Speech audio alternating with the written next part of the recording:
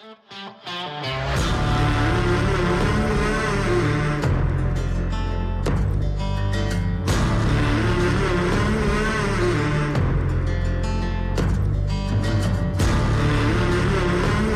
everyone and welcome back to The Other Castle. The Other Castle, it's so spooky today. Oh, we're on another spooky mission, are we? Hell yeah, I fucking love spooky games.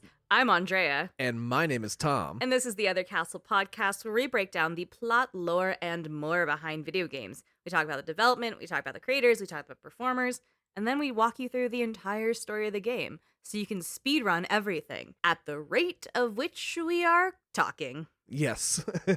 So yeah, if this is your first time joining us, thank you so much. If you want to learn more, you can go to our website, theothercastlepodcast.com. That's theothercastlepodcast.com. Over there, you can also see we have a Patreon for $2 a month. You can join. We have monthly episodes dropping over there as well. We also have links to all of our socials, all that kind of fun stuff, as well as just the episodes themselves. Yeah, all the fun things. So today we are covering The Quarry.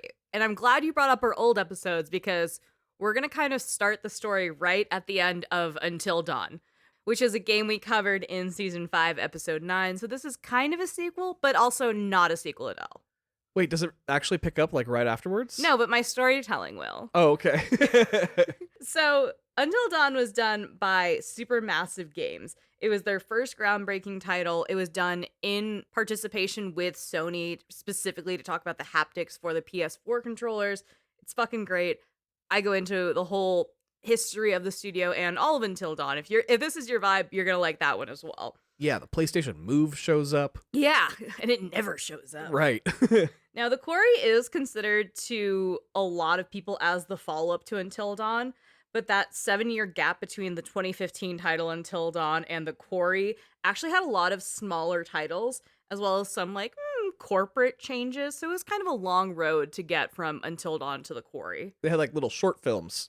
Exactly, yeah. So after Until Dawn came out in 2015 as kind of a flex feature for the PlayStation 4 controller, like we talked about, Supermassive moved forward with Until Dawn Rush of Blood, that VR shooter that scared the shit out of you. Oh my god, that game was so fucking intense.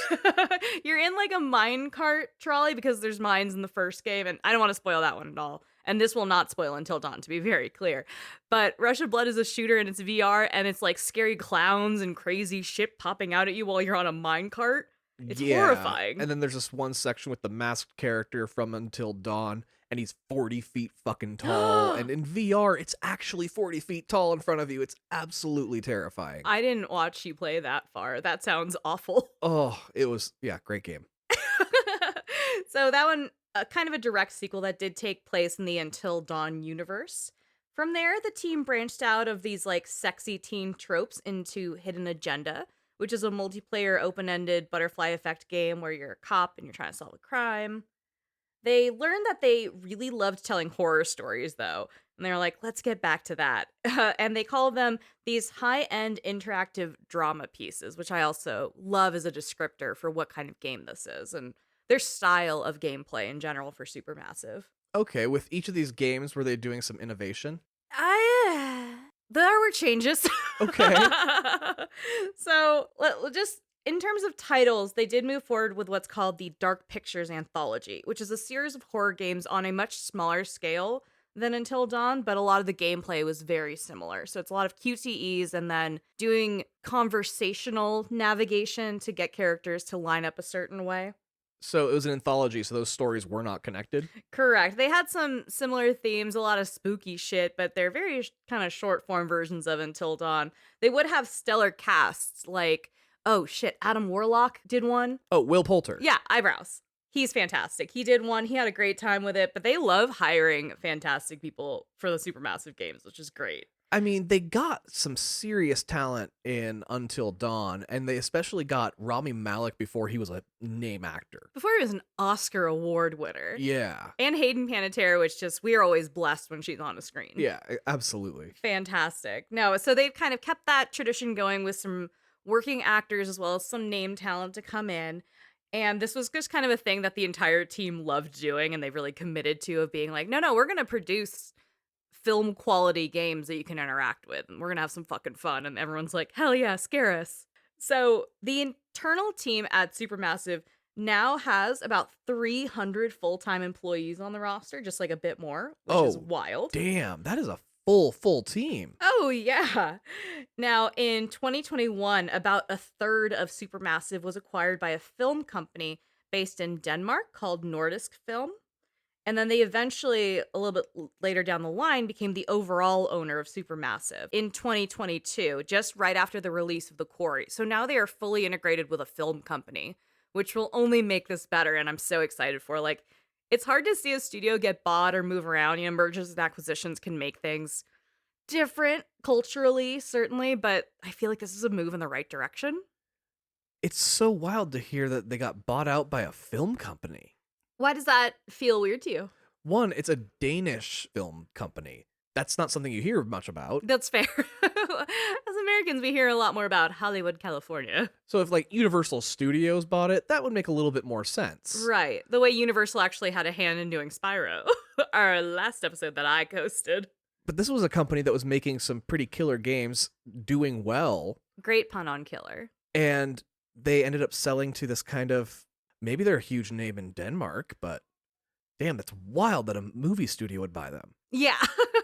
Now, Supermassive is European, so I don't know if that helps connect some things for you, but predominantly they shoot and work a lot in LA as well. They're very connected to Silicon Beach. Like, it's interesting to your point that went to a Danish company, but I think it's going to be better for the resources overall. You know, they're already in development to what they say is the follow-up to The Quarry, so we assume a larger scale game, not one of these anthology episodes, but I don't know. I'm excited. I think that's really cool. I really like the studio. Well, you're not going to get that level of talent to show up if they have to go all the way to Denmark. Oh, no, they filmed these in LA. Yeah, exactly. They filmed, I believe, all of them in LA, so no worries on that. Now, through these corporate changes and between projects, some of the key creatives from Until Dawn departed, but one key creator stayed, Will Biles, the writer and executive director of Until Dawn. As he progressed through his career, Will Biles was naturally the writer and director of The Quarry, because, you know, he did win a BAFTA for Best Original Property for Until Dawn, so Supermassive is like, hey, you, so far so good, keep it up, buddy. That might be why the movie studio company bought them. They wanted to buy out the fucking writer.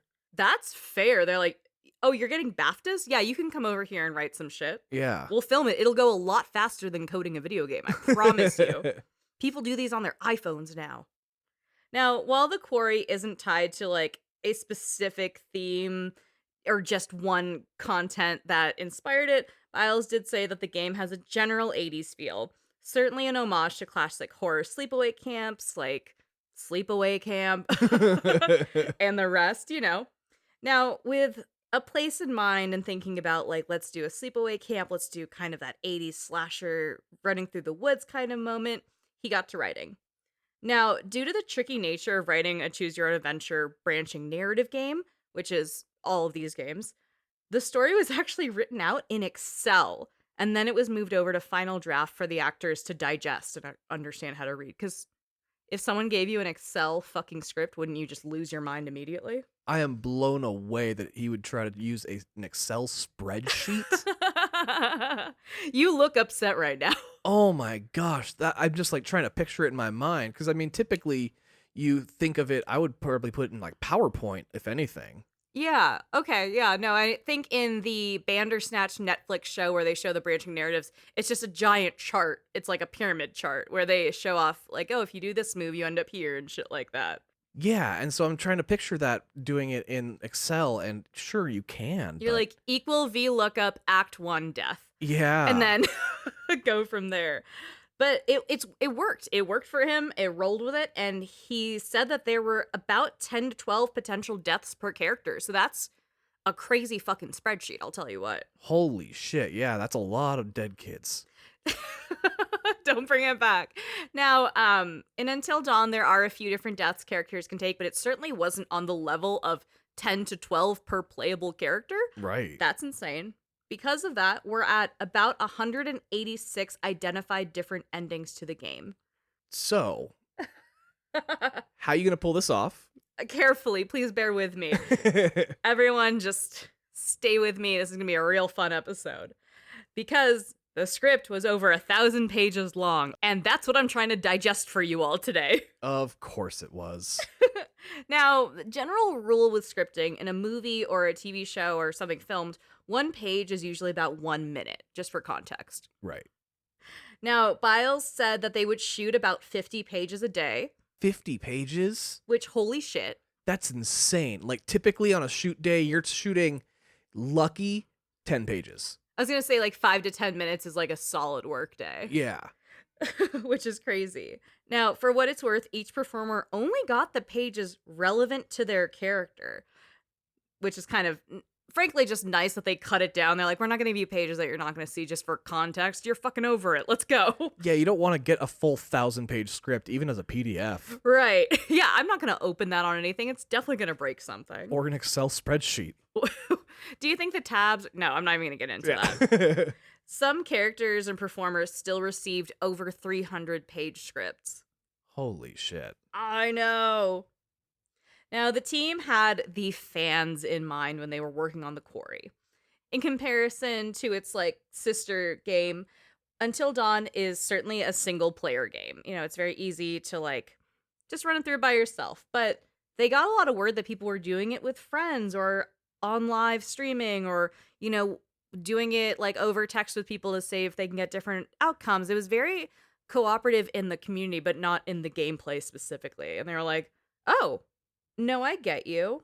How about we do some multiplayer features? Wait, really? Yeah, so they did this thing where different characters can be set to different adjustments, like sensitivity settings or other things like that. So people could pass the controllers back and forth and be like, I'm going to be all the girls and I'm going to be all the boys and I'm going to adjust it to how I like to play a video game and stuff. So it's very easy to have people join in, even if they're not super savvy with video games. Oh, that's really cool.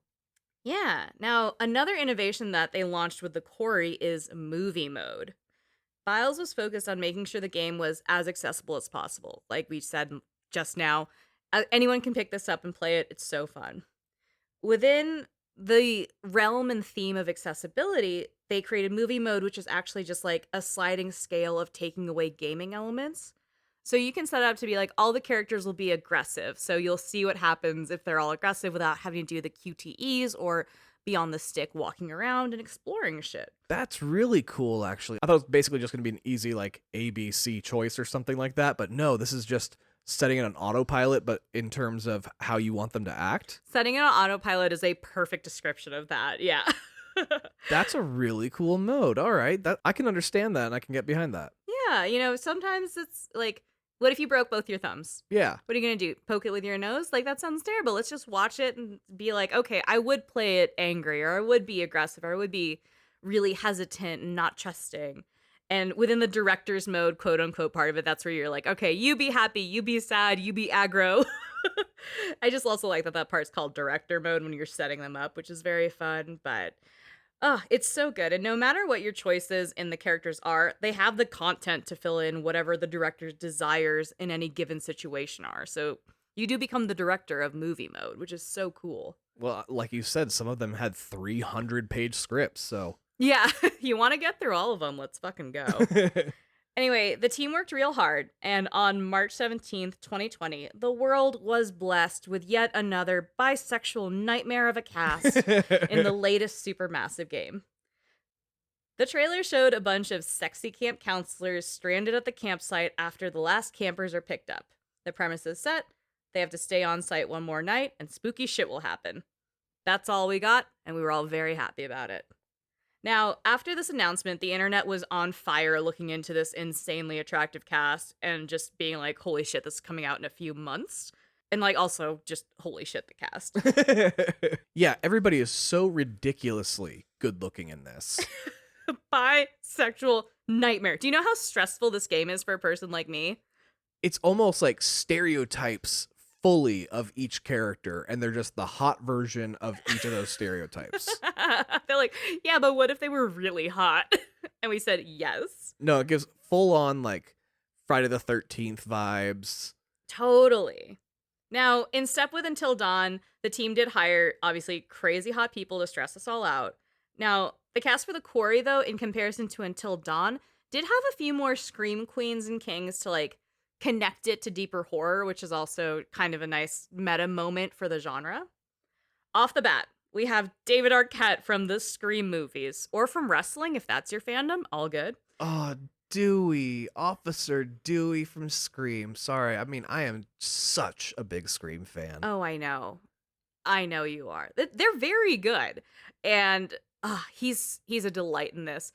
I'm not going to bring it up when we get into the game because I think it might take away from the story that I'm trying to tell. But when he is introduced, he's the only character that has a special musical introduction. And it has been admitted to sound like Dewey's theme in Scream. Oh, Dewey's theme is classic too. I love that. It's a little guitar moment for him. It's very sweet. Dun, dun, dun, dun. The fact that you know Dewey's theme off the bat immediately, is I can wild hear the to me. whole thing through my head right now. You are a bigger Scream fan than I think I gave you credit for. Holy shit. I have a ghost face tattoo. How am I not? How did you not give me credit for it? I have a bunch of dumb tattoos. Like, do you think I know everything about sharks? I have a couple tattooed on me. I just know sharks are big and wet. Like, that's all I got, but I think they're cool. Yeah, you don't play Overwatch anymore. No, that's okay. Lance Hendrickson is in the game, and he is Bishop from the Alien movies. Oh, damn. There's Lynn Shay, who's kind of the older woman from the Insidious franchise. She's also Magda in There's Something About Mary, if you're our generation. Oh, nice.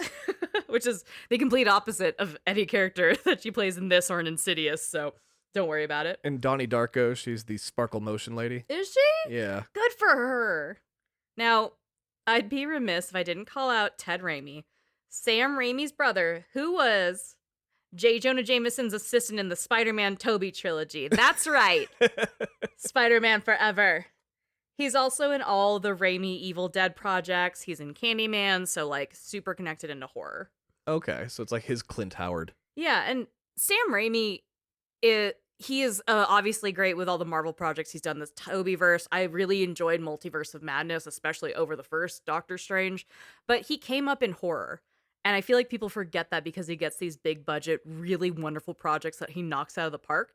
But this dude started off with Evil Dead in the 70s and 80s and shit, you know? Like, He's still making Evil Dead movies. he is. He just did, like, Ash vs. Evil Dead was a TV show, I think, a couple of years ago. He and Bruce Campbell are joined at the hip, and I love it very dearly.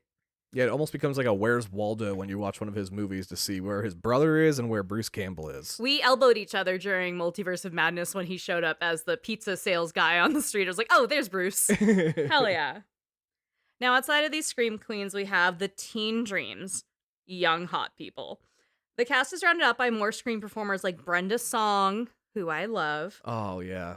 Skylar Gisondo, who's the stunt driving son in The Righteous Gemstones. He was in Booksmart. I love him. Oh, if you're not watching The Righteous Gemstones, you should be. It's amazing. Justice Smith, who's the kid from Detective Pikachu, and he was just in Dungeons and Dragons. Oh, he's so good in both of those. He is, and they're very different. He can act. Yeah. He can for sure act. No, he's got range. And Ariel Winter, who is the middle daughter from Modern Family. Oh. Who we love. She's the cutest. And of course, Beefcake Ethan Suplee from My Name is Earl and Mallrats. Talk about a body transformation on a person. It's fucking Ethan Suplee. He used to be a big boy, and now he's a buff boy. Yeah, he is a strong, strong man today. But yeah, he used to be a very, very obese one. And it's just wild to see the transformation he's gone through. Calling him a very strong man, I think, is really wonderful. And as we get into this, that's kind of his defining feature as his character in this game. So it's great. Well, I'm just glad that he's acting again. Oh, yeah, I know. He did take a break. And oh, he's so good in this. He has very few lines, but damn, he's just so good. Now, the cast archetypes and narrative needs came out of Will Byles' love for horror and, like, even some other elements of horror, and we're going to include Scooby-Doo in that. In interviews, he stated, like, okay, well, we need a character that kind of fits this way, so we're going to make you the Velma of the group, and we're going to make you the Daphne of the group, and we're going to make you the Fred of the group. So he kind of admitted to assigning archetypes to certain characters in this, and you'll be able to vibe it if you play it, but he admitted, he's like, Scooby Gang, let's go. Oh, any good horror franchise needs a Scooby Gang. Hell yeah. You're just thinking Buffy. I know, I was going to say Buffy called her group the Scooby Gang. Hell yeah. Give me a Scooby Gang all day long. I love an ensemble piece. Now, this game performed pretty well. It got decent enough reviews, overall in like the B-ish range with only a few outliers on either end of the masterpiece or bullshit end. Overall, the script and performances were largely praised, so, that call sheet full of like incredible actors did pay off. Right. The actual release of The Quarry was only 3 months after the first announcement. So it was announced on St. Patrick's Day of 2022, and then by June 10th, it was out. Was it a Cloverfield movie? Holy shit. Just jamming shit out. They didn't say anything until they were ready, which I respect. More developers should do that now. Right. Just shut the fuck up until you can show us something. Yeah. We only had 3 months to freak out about how cool this cast is until we actually met them on the campgrounds. Like, that's a fast fucking marketing campaign. Like, my heart hurts for those 90 days of sprint of like, fuck the fuck, put this in as many hands as possible. We need to get it out there. Yeah. The Quarry came out across PlayStation 4, 5, it came out on PC, Xbox One, Xbox Series XS, and it was a big step from their Sony exclusive titles back in the day, Now we can play it on all the things. But traveling outside of Sony probably eliminated a few of the mechanics that were exclusive to Sony. Oh, you jumped right into it. I'm going to get there when we hit our first kind of big differentiator, but there is a major gameplay element that's very different that we'll talk about in a little bit.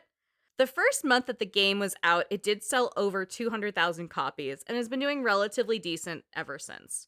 The horror genre doesn't have a lot of titles in general, just within this functionality, so it is kind of a niche thing. A lot of horror games are actually very, very difficult, or like jump scare chasers. This certainly doesn't fall into either of those. This is more like a Telltale game through like a really pretty lens, so without the artistic stylings of a Telltale game, to be very frank, but it's great. And they added all those collaborative efforts to it too. Oh, certainly. So with all that context, I'm excited. Let's go to camp.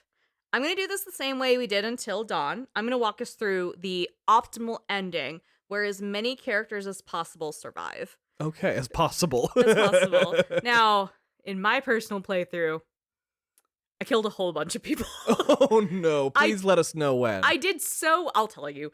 I tried really hard. And I did really well until I didn't. And then I did fucking horribly.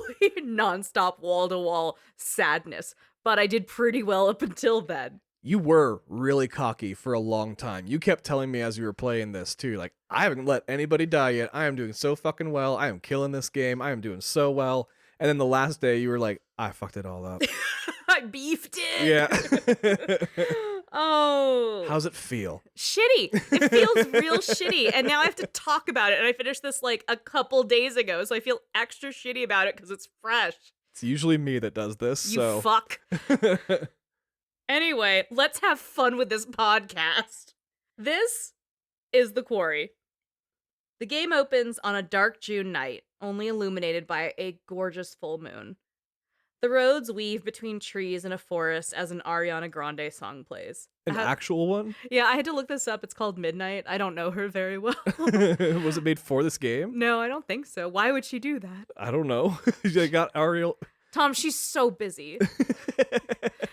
By the time this comes out, something else horrific will probably come out, or dramatic or something. Bless her. I don't know her like that, but people talk about her. Yeah, I definitely didn't start this episode with that song. We would never get away with that. No.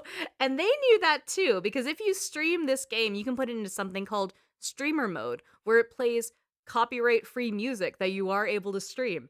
And this song is not available in the streaming version. I would imagine not if it's an Ariana Grande song. Yeah, they won't pay for that shit for you. They're gonna keep you from getting your copyright strike, which I do appreciate and think is very clever, but they're like, if you keep it to yourself, we'll play Ariana Grande. Yeah, I'm seeing a lot more games do that now, have that mode just for all the times when they do have licensed music in their games. I think that's so considerate. I really appreciate that, frankly. I think streamers do too. Hell yeah. A car glides gracefully down the road through the night as we see the cast credits kind of scroll through the opening. Inside the car are Max and Laura. Max is driving. He is Skylar Gizondo, the freckly redhead, and Laura is played by Siobhan Williams. Laura is a sporty, outdoorsy girl who's a little type A, and she gets her shit done. She's a grad student who's about to start grad school in the fall, and she wants to be a veterinarian. That's pretty noble of her. Max is kind of like a loose, chill guy. He has no idea where he is at any point in his life. He's a golden retriever. He's the golden retriever boyfriend to the type A girlfriend. Got it. Okay. I appreciate that you caught the trope immediately. Yeah, I know exactly who this guy is. He's the himbo. Yeah. Laura's like, hey, Max, I think it's time to talk about the L word. And he's like, lesbians? And she says, lost, dipshit, we're lost.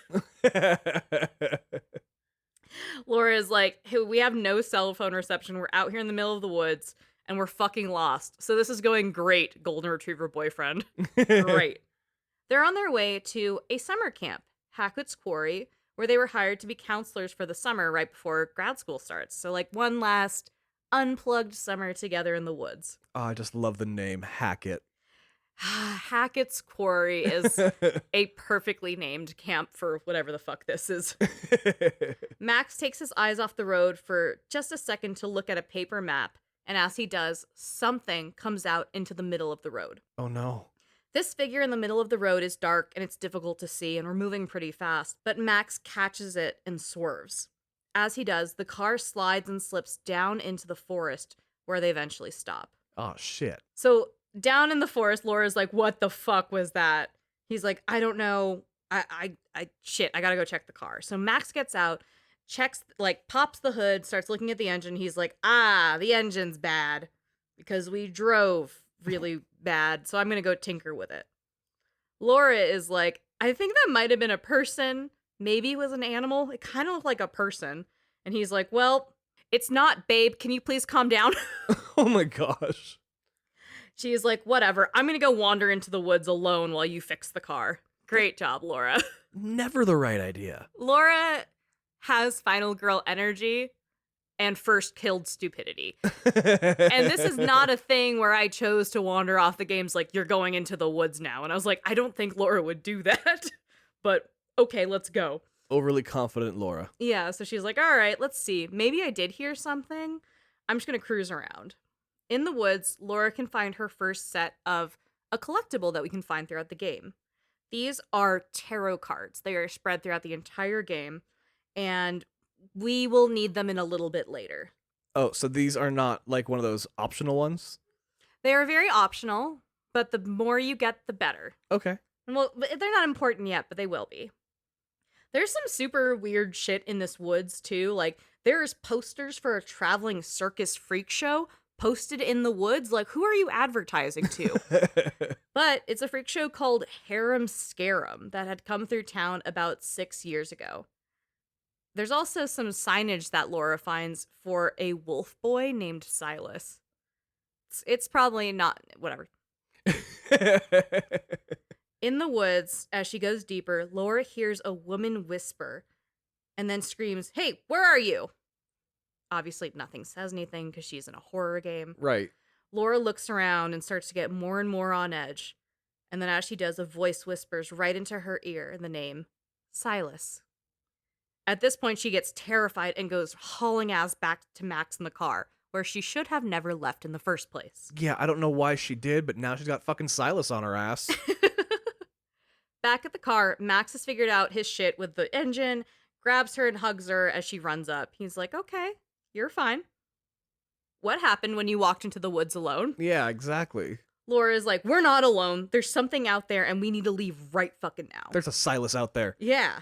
They get back into the car and Max has the car up and running again. He's able to turn on the engine, but it's caught in mud. Great. Of course it is. The car spins out the tires a little bit and Max starts apologizing to a frantic Laura. And as he does, a man comes up to the window. They scream because, wouldn't you? Yeah. And here they meet a cop played by the iconic Ted Raimi. Oh, okay. He makes sure they're fine and then he walks around inspecting the car. They swerved off the road after something jumped out at them and got stuck, and that's exactly what they tell them. Officer Ted Raimi's like, okay, well, what are you even doing out here? What the fuck? And they're like, we're on our way to Hackett's Quarry summer camp, but we just got a little bit lost in the woods. Officer Ted Raimi tells them to go to the Harbinger Motel for the night. They're probably not going to make it to camp anyway. Just like, go to the motel, sleep it off, you guys drove off the road. Like, don't go to camp all shaken up and shit. You dumbass kids. He gives them directions to the motel and also, like, points out where the camp is on the map.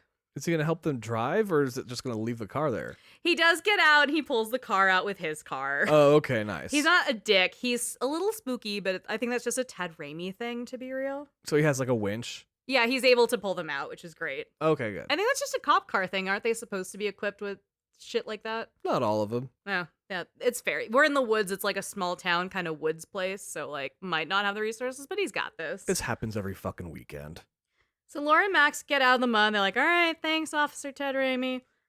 We're going to camp. Like, fuck that guy. Fuck the motel. I don't have an extra $60 to blow on a fucking motel. Right? These are children. Yeah, they're 22. Yeah, but they're children. Your brain's not developed fully until you're like 25, right? I think so. Some shit like that. They already called and left Chris Hackett, who's the owner of the camp, a message, and Laura's like, it's fine. They know we're here. So they get there, and no one's there. And Max is like, you talked to him though, right? And she's like, no, I told you I left a message. And he's like, that's not the fucking same. And she's like, how is it not the same? And he's like, it's not the same because we're here and no one else is and we're locked out. How are you the smart one in our relationship? Should have gone to the hotel. I know. Also, Harbinger Motel, are you fucking kidding me? It's the perfect name. I love that so much. Laura and Max poke around to see if there's any way they can get in for the night, just to, like, even sleep on a couch in the lodge. Like, what the fuck? The camp does have this big-ass lodge, like, right in the front of campus that they're like, all right, we're just gonna pull up and try and get in here. It's clearly the main office and shit where everyone goes. There's a big mural on the side of the lodge that says, what doesn't kill you makes you stronger, which, as we know, Kelly Clarkson invented in 2011. Fuck off. No, she didn't. Yes, she did. Oh, okay. But also... Thank you. This is how easy it is to convince Tom of facts sometimes. The kind of summer camp that has that for a motto, I don't think I want to go there. It's giving a little, like, we may hate you vibes. Yeah, this sounds like the camp for troubled teens. It might be the heavyweights camp during the rest of the year. Oh. Laura finds a storm shelter bunker door, which is kind of like those big yellow doors that open outwards. You go into when there's a storm and you like lock yourself in so the tornado doesn't eat you. I grew up in earthquake country, but I've seen them in movies. Yeah, I've seen Twister. And she sees something moving around under it, like through the lights. She calls out to it and she's like, hey, are you okay? But she doesn't hear anything. So she's like, oh, I'm going to help break you out. Max, go get some tools. By the time Max comes over, the figure in the bunker is gone, but Laura is insistent someone is in there and they have to help. They break the lock and go down into the basement, and Max asks Laura if she's seen the Evil Dead, which he asks because they just saw Ted Raimi. I was going to say, like, I just saw the star of it. Yeah. He's not the star. I know, but he was in it. He's like a POV ghosty moment, but it's fine. Max hangs back towards the entrance of the shelter as Laura wanders around this, like, creepy-ass basement shelter just by the light of her phone. She finds what looks like a dog collar with the name Ian on it and the remains of a sheep that are been torn apart by another animal, which is so gross, but there's also nothing else down here, so what the fuck? It's seemingly quiet now with no one around, and she's like, God damn it. Max tells Laura, hey, it's been a fucking night, like, let's actually just go back to the motel, like, let's sleep in a bed, I'm exhausted, let's go. But then he's cut off. Something jumps and knocks Max over and attacks him.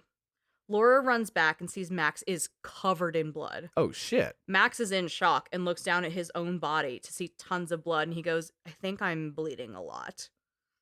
Laura tries to prop Max up and drag him back up the stairs to safety, away from whatever the fuck just attacked him. Yeah. But as they get to the top of the stairs, whatever attacked Max manages to grab out and drag him back down into the darkness of the basement again. Jesus, already? We hear Max scream, and then we see a needle go into Laura's neck. A needle? Officer Ted Raimi has drugged her, and then he fires 3 shots down into the basement. Should've listened to him. He screams, does this look like the goddamn Harbinger Motel to you?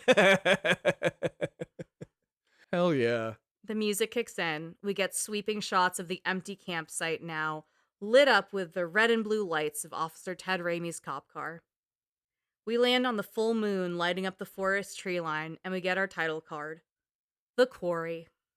That's how the game fucking opens. Oh, that's beautiful. This perfect little vignette of what you're about to see. Now, between now and chapter 1, we get our first of many tarot card breaks. Between each chapter, we find ourselves the player in a tent of a fortune teller. We bring her the tarot cards that we find, she reads them, and then she can give you a little glimpse of what could happen in the game that will end poorly. So it'll be like just a 2-second snippet of one version of things that you might want to avoid. So it'll be like, oh, this person's on fire. Don't let them near fire. Oh, that's cool. So they're kind of like foreshadowing warnings. Yes, but it's also like, this may not even happen, and we're trying, you know? Like, in Until Dawn, you got these totems that gave you lore of the story and the world, but in this one, they're like, we're just gonna help you, okay? Accessibility, bitch. Just show you a glimpse of a possible multiverse world where this happened. Yeah, the Raimis love multiverses right Yeah. now. It's just like the psychologist interstitials in Until Dawn. I was going to say the Peter Stormare scenes. Yeah. Yeah. Chapter 1, Hackett's Quarry Forever. Hell yeah. Now, the epilogue took place in like late to mid-June because obviously you're coming to camp.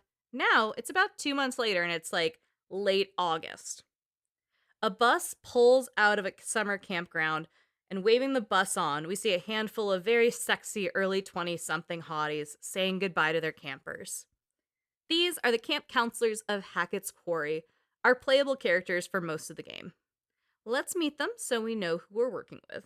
Okay, so those original teens, they're just nobody. They're gone. They're gone, bitch. Oh, shit. One dude basically got eaten. The other bitch got a full needle to the neck from Ted Raimi. Oh, man. Nobody wants to see a golden retriever die. You know, it's off screen. Now, the first person we see is this confident white girl who's waving the bus on.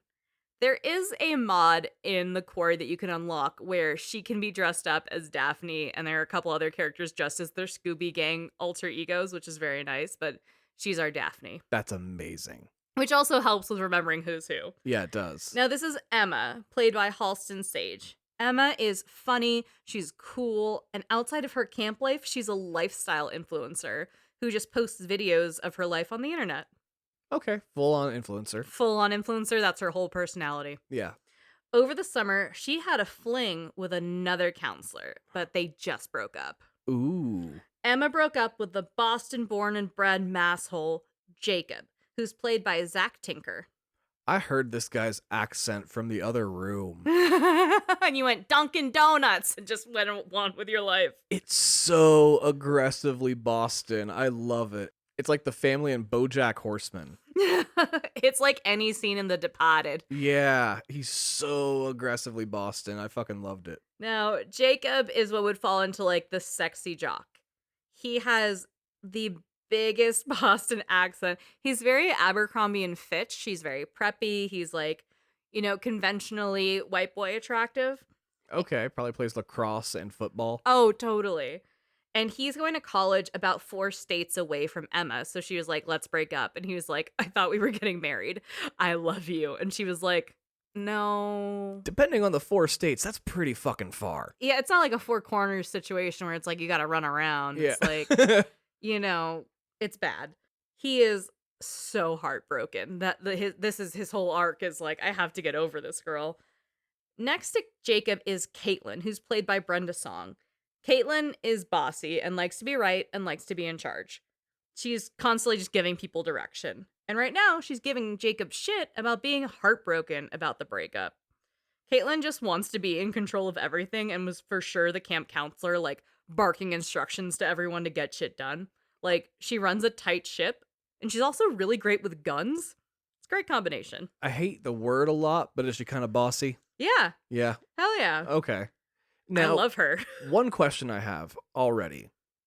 Is this game more or less horny than Until Dawn? It's less horny than Until Dawn. Really? Yeah. Fascinating. Yeah. And Until Dawn, you can get down to some heavy petting in the makeout area. This does not go that far. Okay, I'm impressed. Now, behind them on the front porch of the camp's main lodge are 2 more counselors, Dylan and Nick. Dylan is this, like, goofy guy who's a bit of a romancing at heart. He is silly, but he's practical, and we love having him around. He's just like a fun friend to have. Okay. He's played by Miles Robbins, who does a fantastic playthrough of the Quarry on Twitch and YouTube with some other cast members, and I watched it to get some inside scoop. Very fun. He is a great streamer. Oh, that's great.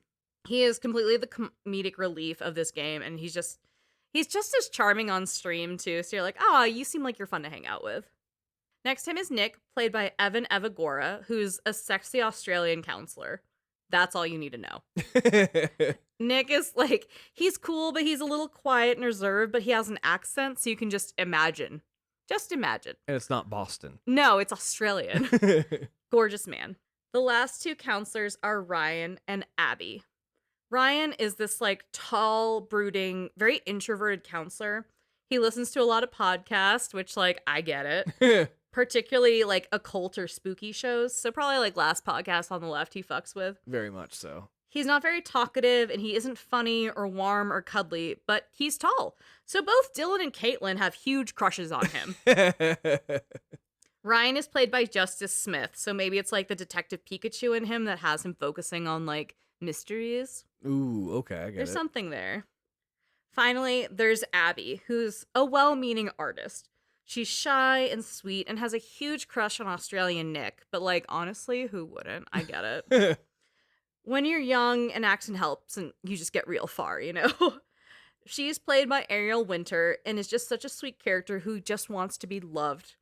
She's the virgin. Oh. She is the Velma to a T. She's even got like red hair, like it's dyed red. She has like one artsy tattoo on her arm. She's so just like, I had a Tumblr. She's the innocent one. Yeah. So this bus full of their campers drive off, and Caitlin and Jacob talk for a bit. Caitlin's like, oh, it's so sad seeing all the campers break up at the end of summer.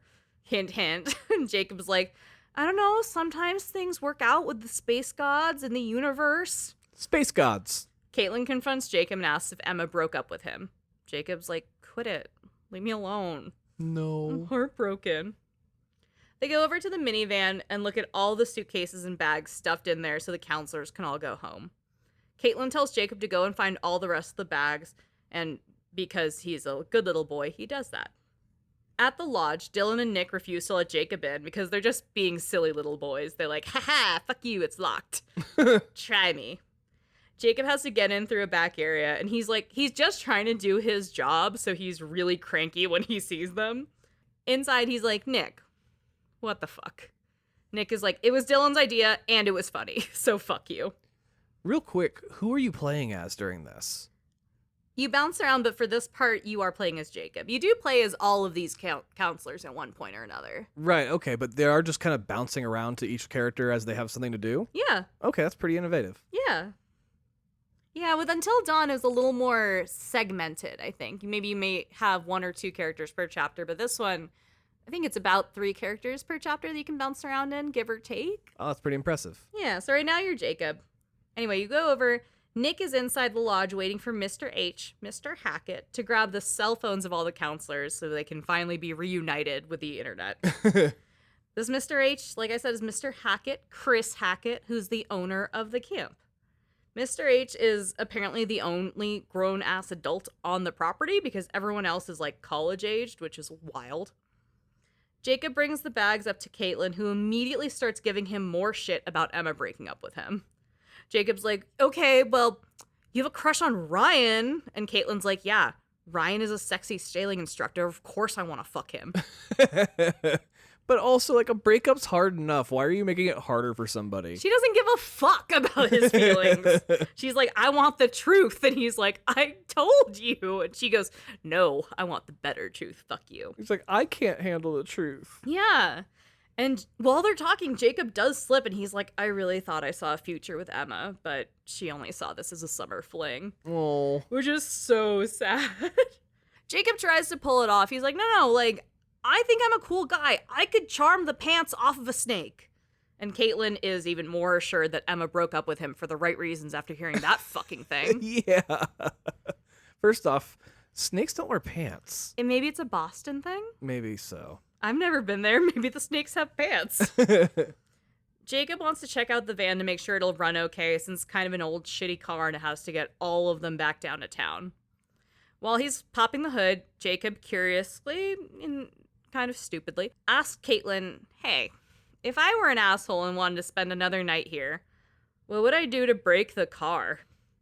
Caitlin's like, well, I guess you could fuck with this or you could fuck with that, but you shouldn't do that because that's a bad thing. She does mention that if the rotor arm of the engine was messed up, the car wouldn't run. Jacob's like, all right, those are my options. And he pockets the rotor arm in his pants, and Caitlin does not think twice about this interaction at all. When later she finds out that it's not working, she doesn't question it? Nope. What a dumbass. Jacob figures he'll just put the rotor arm back in the morning and, like, it's fine, but tonight they'll be stuck there for one more night, and for one more night he can hang out with Emma. Oh, if the summer doesn't end, neither does the relationship. Exactly! Is that not the saddest shit? That is the most pathetic thing I've ever heard. It's so sad. He's gonna get a lot of people killed for this mistake. I did? Shit. Not in this run-through, though. Dylan and Nick come back with the counselor's cell phones, but there's no service this deep in the woods anyway. So everyone kind of is like, my phone! And they go, no one gave a shit. I was gone for 2 months. Fuck. We don't have service. Now, across the campsite, over by, like, the student cabins, we see Abby. She's being brooding and artsy and drawing in her journal. Her drawing is of Emma, who appears to be her best camp friend, which is kind of sweet, like the dork and the influencer. Right. The Daphne and the Velma. Abby works on her emo little drawing for a bit when Emma comes up to her on a golf cart. Emma reports that all the campers have gone and they high-five. I think Abby especially appreciates this friendship because Emma is so bubbly and extroverted, where she's very quiet and introverted. Very opposites attract kind of a friendship. Yeah. Their bags are trapped inside of a locked cabin, so Abby's been stuck there waiting for someone with a key or something to, like, let them in so they can grab their shit. Emma's like, fuck that, we wait for no one. And they break down the door. Emma grabs her bags and heads off to the golf cart to wait for Abby. As Abby grabs her bags and explores the campsite for the last time, she sees a tree carving that says, Jacob and Emma forever. But the forever is scratched out, and now it says for summer. These kids are fucking ruthless. That's so great that he went in and was like, I need to update this. Yeah. Also, maybe it wasn't him. Maybe the campers were watching, and they're like, yo, he definitely got dumped last night. Oh, that'd be so tragic. We gotta go update our graffiti. In the golf cart, Abby drives herself and Emma back to the lodge so they can pack up and hit the road. The girls have a little heart-to-heart where Abby asks about Emma's confidence, who just encourages Abby to be more confident in general. Like, maybe it'll help get Nick's attention. And Abby's like, yeah, I like Nick. In this sequence, Abby literally says the phrase jinkies. Seriously. Yeah, they know what they're doing. You know what I like about it? The heavy-handedness? The heavy-handedness. Oh, goddamn. It's my favorite part. Abby asks Emma about Jacob, and Emma tells her that Jacob's going to school 4 states away, so he understands, I think. When pressed, Abby's like, I really like Nick, and I have his email from the contact packet that they gave us, so I can reach out later or something. Oh my gosh, not even from him, like just like the group text. Yeah. Oh shit. Emma's like, shut up. Before going to the van, the girls take the scenic route on the golf cart as a victory lap before going to the campgrounds. On their drive, they see the island. Now, in the quarry, there's obviously a lot of forest and campsites. There's also a lake on campus that the forest surrounds. And within that lake, there's a very small island in the middle of the lake that has a big tree house. On their drive back, they go by near the lake, look at the view, and they see the island has something burning on it. Emma's like, that's weird. Maybe Mr. H is just like burning some shit before the end of summer. I don't know. That's crazy, though. They do access the little island pretty quickly. Like, there's zip lines to it from the mainland. There's a lot of little boats. Super easy to pop back out, too. The girls get back with the other counselors, and Abby goes right up to Nick and goes, hi, Nick. Dylan realizes his phone is dying already, and he's like, God damn it, I have to go get my phone charged up. There's a lull, and then Nick offers to get Abby's bag into the van. What a gentleman. Abby is glowing. Oh, I bet she is. Caitlin's like looking around, and she's like, wait, sexy Ryan is missing. But as she says that, he pops up just to be like, what the fuck, man? He's like, no, I'm not. I'm here. He says he was just sitting over there listening to a paranormal podcast called bizarre yet bona fide. So, in this world, there is a podcast called Bizarre Yet Bonafide that does cover scary shit in the world. As a marketing campaign within those 3 months between announcement and release, they did release a total of 6 episodes of this podcast. Really? Yeah. And are they related to the game? Entirely, because they're canonical to the game. Now, this podcast is a real podcast hosted by 2 fictional, like, spooky hunters, but real-life married podcasting couple, Brian Murphy and Emily Axford, from the Dropout College Humor Network. Oh my god, literally living our dream. I know, bitch!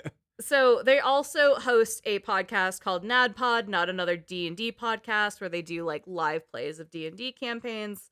They do all the Dimension 20 shows as well. Like, they literally are just professional D&D players.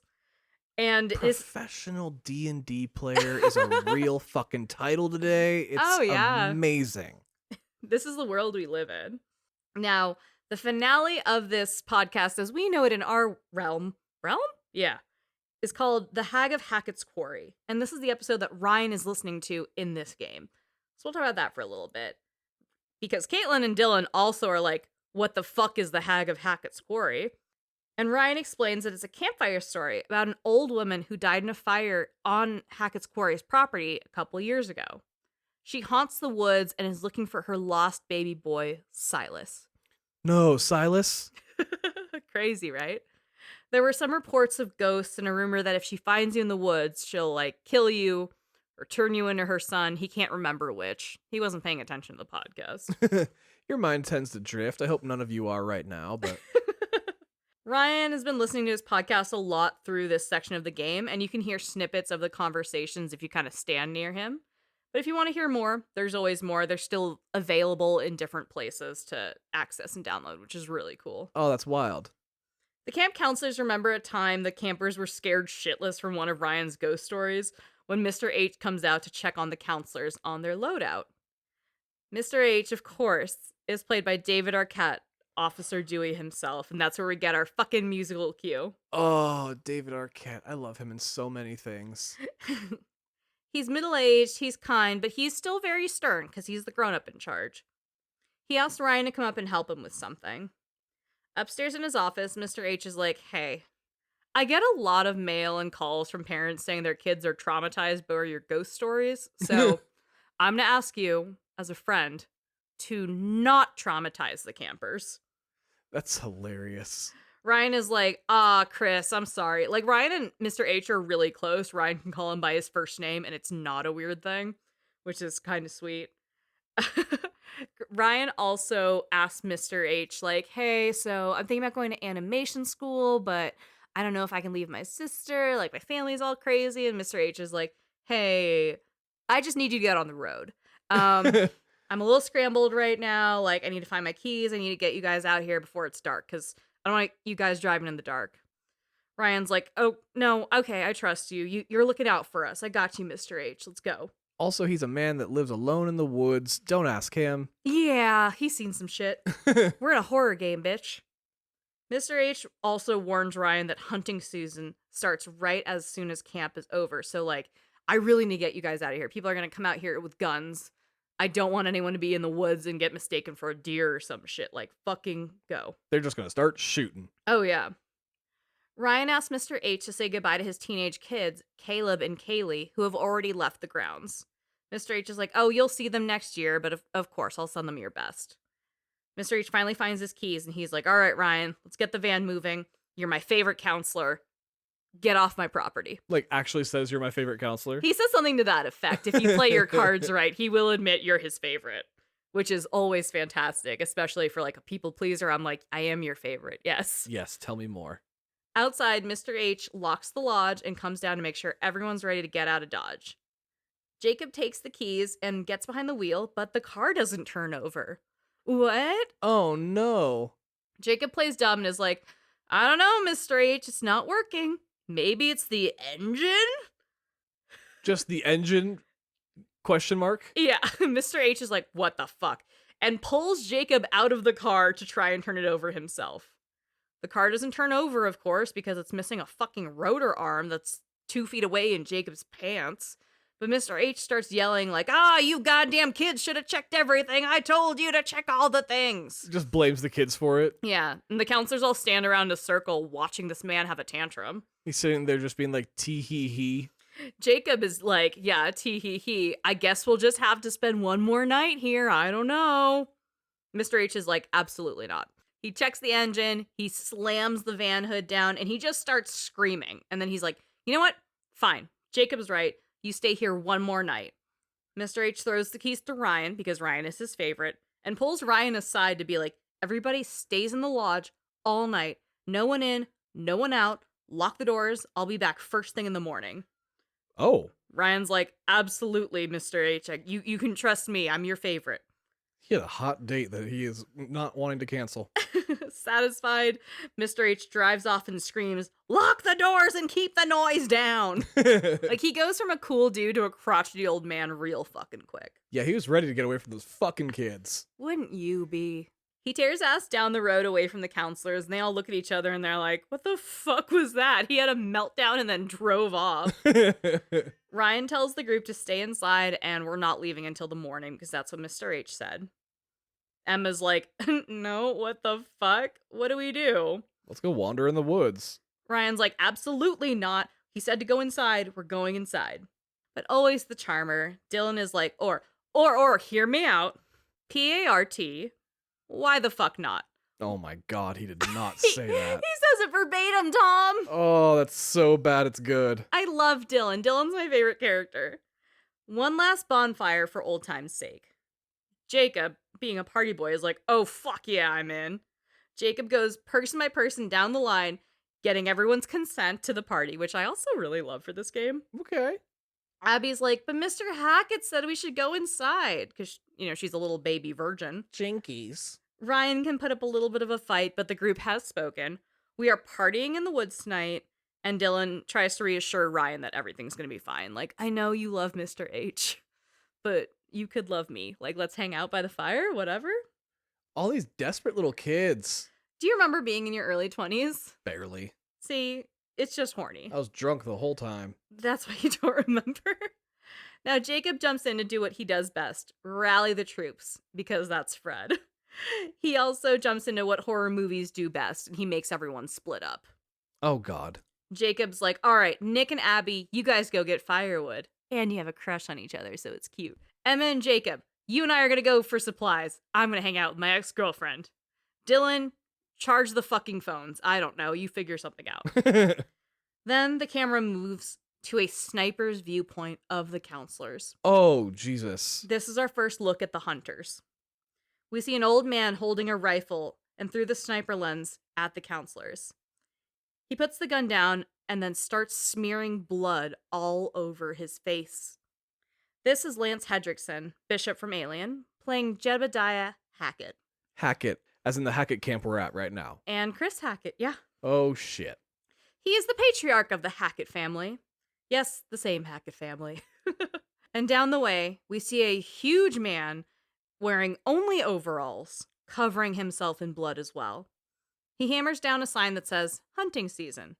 Big boy is Ethan Suplee, Bobby Hackett. Oh, hell yeah. And it's big, strong Ethan Suplee, not chubby Ethan Suplee? Honestly, the overalls don't do him justice. He just looks like a big dude. Okay. We see the old woman with the tarot cards again in her little fortune teller tent, and then we start Chapter 2, Truth or Dare. I also want to let you know that the chapter titles are meaningless. Okay. Don't read into them. We start at the general store, which has long closed down with camp being over. Emma has her phone back and is immediately filming a vlog of herself as she watches Jacob struggle to pick the lock of the camp store. She's silly and loose and fun and funny while Jacob is focusing really hard on the task at hand. He's probably just trying to impress her, which I can appreciate, but shut up. He does make it, and they get to play around in an empty corner store all by themselves looking for beer. The store was mostly for kids on camp to buy, sodas and shit, but Jacob is convinced there's a chance there could be beer somewhere. Like Mr. H has a secret stash. He's the only adult. Of course he's drinking. Yeah, but also, why would he keep it there? Also, these kids are in their 20s. If they can get one car working or, send two people down to, the next liquor store, they can get alcohol. It's not that big of a deal. It's not that deep. Yeah. Emma is like, okay, well, I'm in this. So they both go wandering around looking for this mythical beer that may or may not be here. From outside the store, we see Bobby Hackett moving by a window, watching her. Deep in the store, Emma finds the back room and she and Jacob find Mr. H's stash, which, like, oh shit, this actually worked. This makes no sense. He actually had a stash. Jacob immediately finds a case of bottles and is like, this is perfect. We nailed it. Let's go.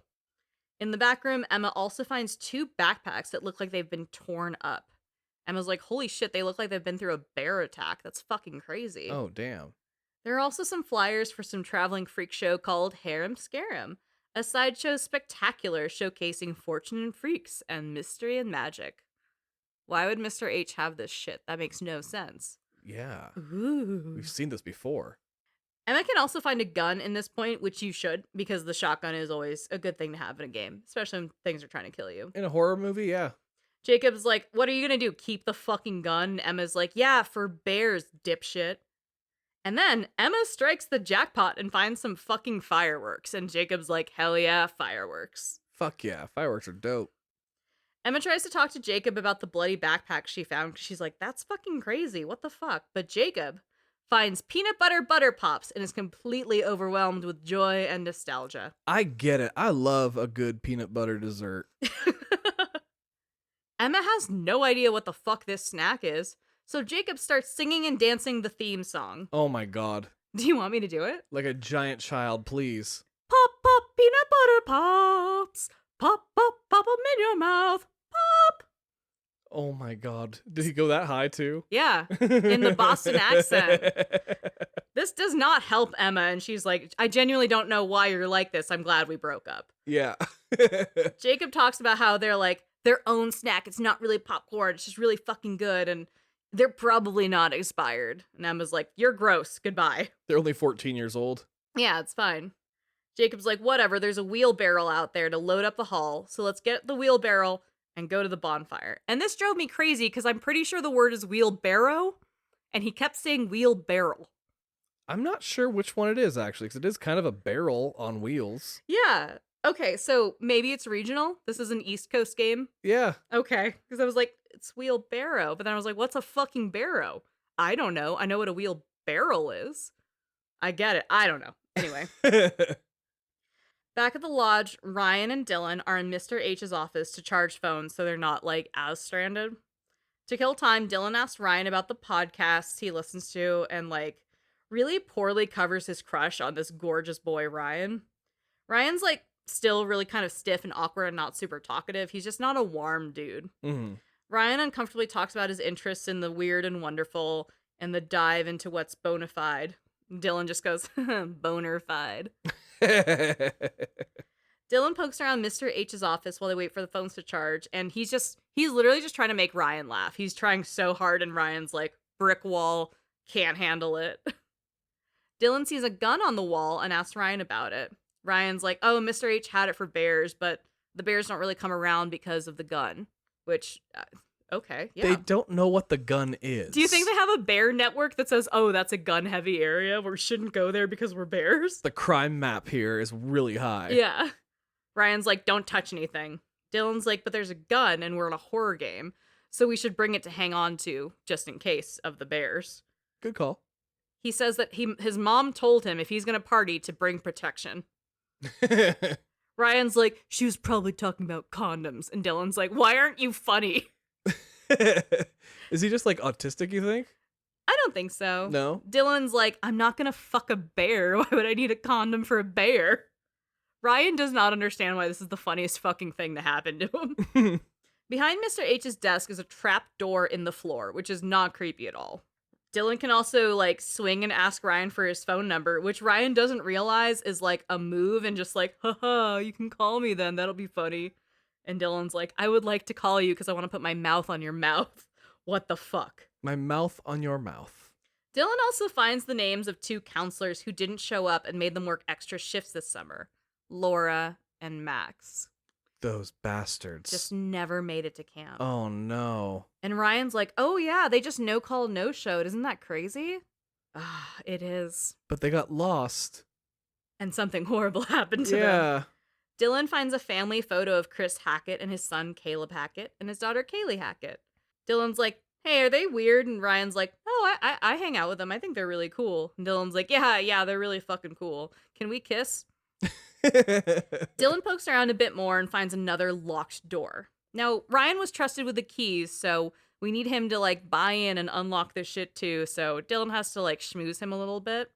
But inside this little door, Dylan finds some changes of clothes, boring, a small bedroom, a small bathroom, and then a secret door behind the closet. A secret door. That's sometimes good. Sometimes. Dylan is so excited seeing the secret door and wanders into, like, what turns out to be a surveillance room. Oh, God. So it's a bad one. Bad secret door. No, hear me out. The room shows cameras all over the camp that they clearly didn't know about going into camp. Right? Dylan wonders if Mr. H was spying or being a creep, and Ryan's like, no, these are all trail cameras. They're set up to look at the trails. He's not being a creep. This is probably a safety thing. Dylan doesn't buy it. He's like, nah, that's creepy. Why is this room hidden? It's weird that this is a secret room. Like, there's something juicy in secret rooms, and this is all cameras.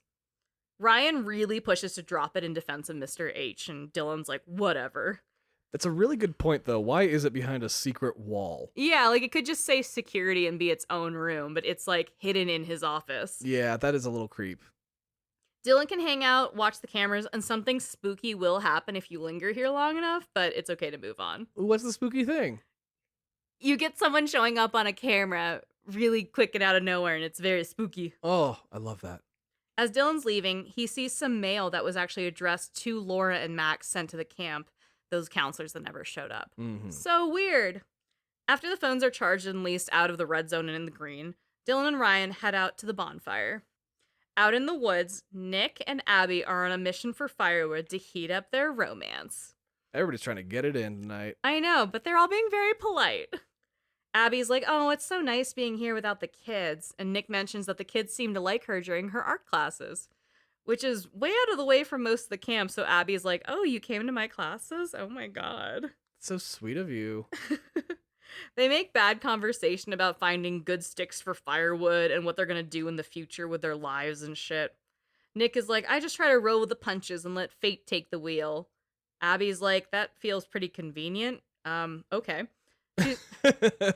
She's like kind of pedantic about shit like this and also backpedals, but to be like, oh, but you know, you do you, whatever. She's got like a 14-year plan. Yeah, it's just Alex from Modern Family. Yeah.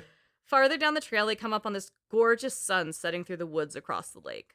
The trees are illuminated orange and their shadows cast deep through the early evening. Abby stops, grabs her sketch pad, and starts drawing the sunset. And Nick is just fucking standing there watching this happen. Abby kind of blows off Nick trying to make conversation and furiously sketches out the silhouettes of the forest glistening off the lake. Nick is like, hey, Abby, draw me next. And she's like, I need to focus on this. I'm doodling. Can you leave me alone? Can you not? Abby abruptly looks up from her drawing after she hears something. They look down and see a tiny baby piglet. Oh, It's the cutest fucking thing in the world.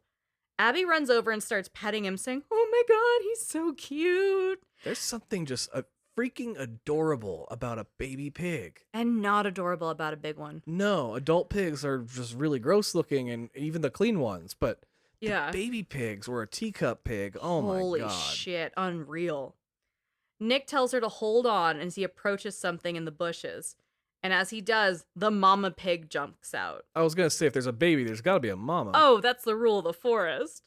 Nick pushes Abby out of the way of the angry mama pig and then goes through our first don't breathe section of the game.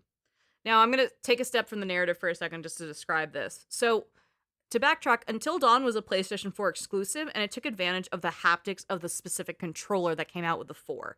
With that 4, there was a thing where in Until Dawn, you would get a prompt saying, don't move. And the controller would have to be held as still as possible. And if you moved a little bit, you would fail the QTE. Yeah, it was a great mechanic. Oh, it was incredible.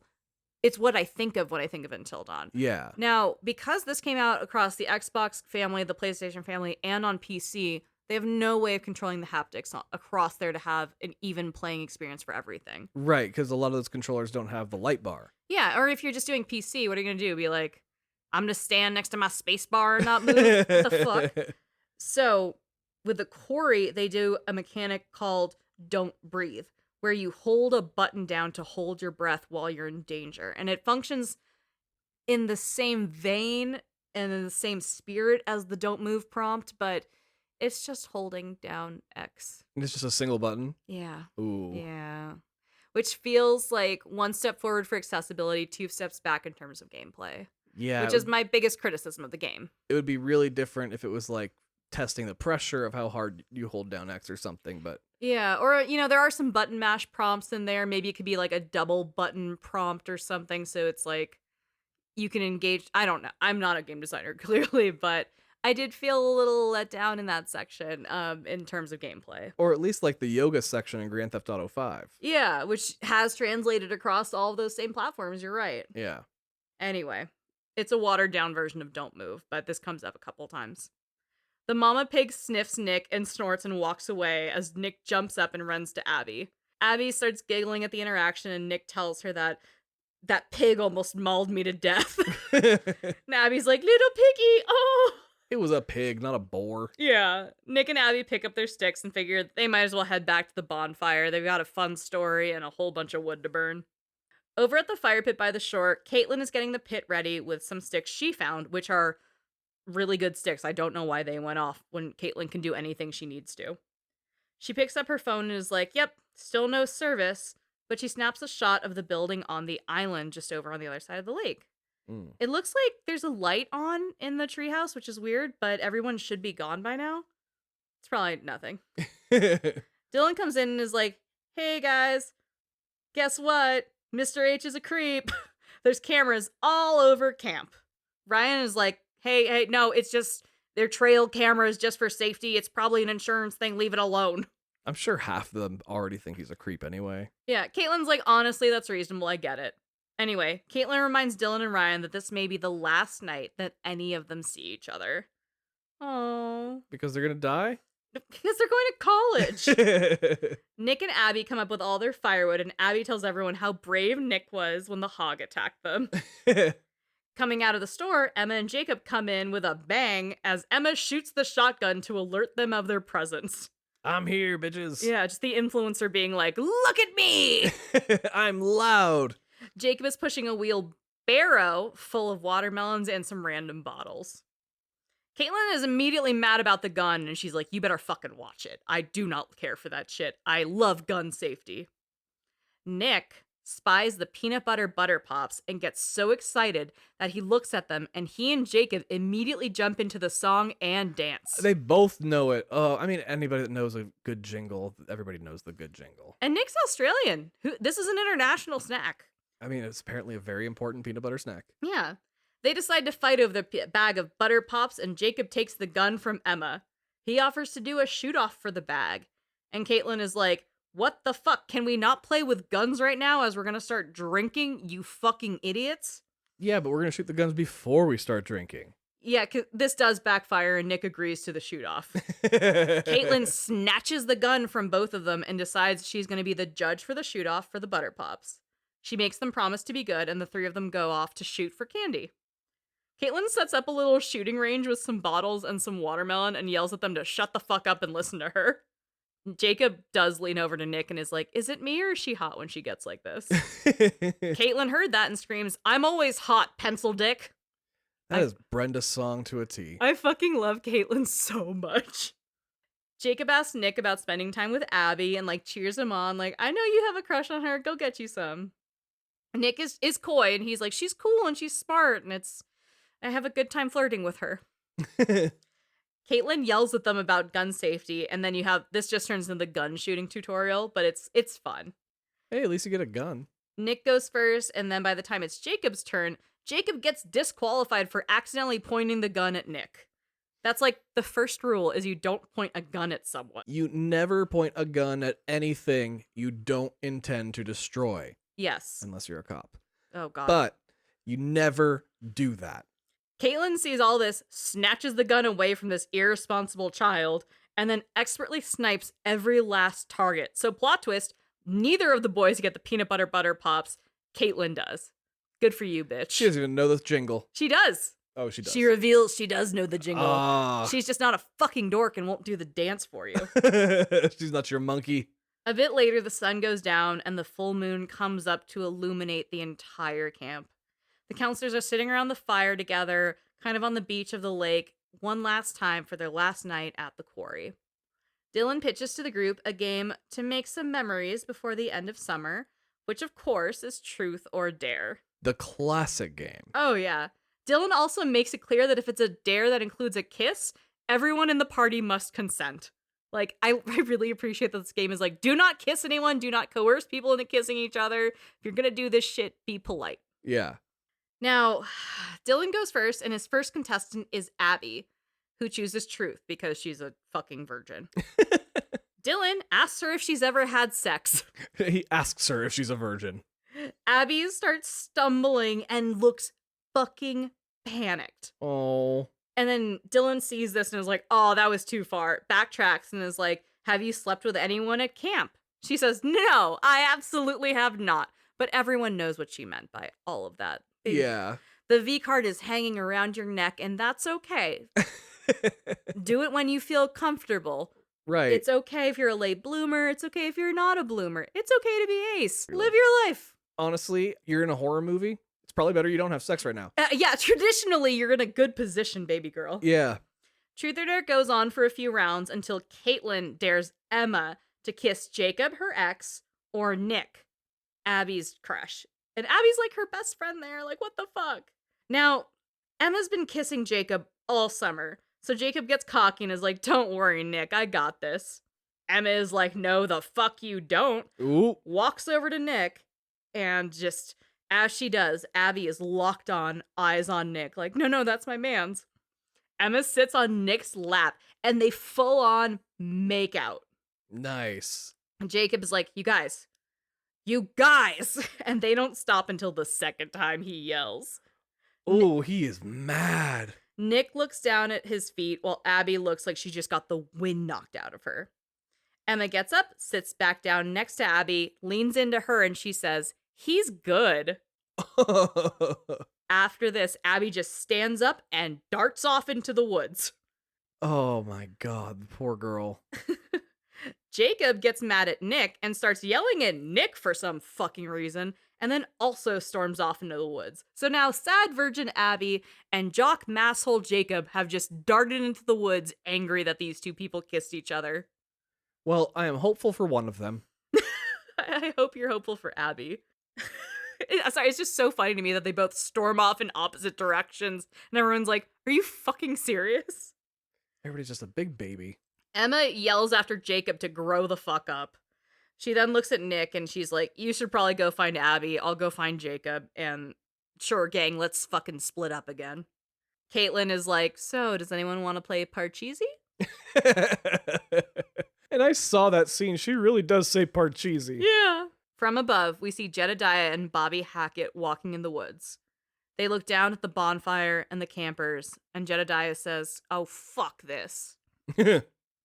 Tarot cards, tarot cards, tarot cards. Chapter 3, Trouble in Paradise. Deep in the woods, Abby is wandering around alone, kicking herself for storming off. She's like, this is embarrassing. I should not be this mad about it. And then she realizes she's the virgin in a horror movie alone in the woods. Abby kind of wanders around, spooking herself, thinking she's hearing whispers from a woman somewhere deep in the woods. Oh, no. She actually hears this woman say her name. But then Nick comes out, and Nick finds her alone, and she stops hearing the whispers. He runs straight to her and is like, so, you ran off. What's up with that? They sit on a log and chat for a bit to iron out the drama from Nick and Emma making out, and they get awkward, but if you play your cards right, they can kiss right here. Nice. And I made them kiss. Good. Why wouldn't you let them kiss and have Nick kiss two babes in the same hour? Damn right. What a stud. Get it, Nick. Their romantic forest kiss is cut a bit short, though, when they hear growling from the woods. Nick and Abby get up and look around. Abby's like, maybe it's another boar? Another pig you can, like, save me from? I can leap into your arms, maybe. We can kiss a little harder, out of fear. She's like, maybe it's a bear? Nick is like, no, this isn't a boar. This isn't a bear. And then Nick catches a glimpse of what it is. This huge creature jumps on Nick and starts slicing at him. Slicing. These creatures are huge and long and tall and hairless and very animalistic. We don't know what we're looking at yet, though. The creature is tearing Nick up, and a shot rings out, and it backs off of him. Abby runs over to Nick as the creature jumps off and gets back into the woods to help. And as we look down, Nick is covered in blood and is torn the fuck up. Holy shit. Well, we know the shotgun scares away the bears. Yeah, that's why there's no bears, right? Yeah. More shots ring out, and Abby runs from the scene deeper into the woods, unsure of what just attacked them and knowing Nick is in real danger, but she needs help. Damn. And like, do they have reception on their cell phones? No one does. Oh, They're fuck. so deep in the woods. They use their phones mostly as flashlights. So not even 911. No. On the other side of the Broken Hearts Club, Jacob is sitting on a dock of the camp crying and throwing rocks into the lake. And like openly sobbing. Just sobbing. Emma walks up to him knowing that he's a wreck. She sits by him at the edge of the dock and tries to remind him that their whole thing was just a summer fling. But he can't hide how he feels. He's, again, weeping. Oh, it's like Grease all over again. He flips quick to being sad to being like, I can't believe you Frenched him in front of me. And Emma's like, who says Frenched? What is wrong with you? Actually said French. Jesus.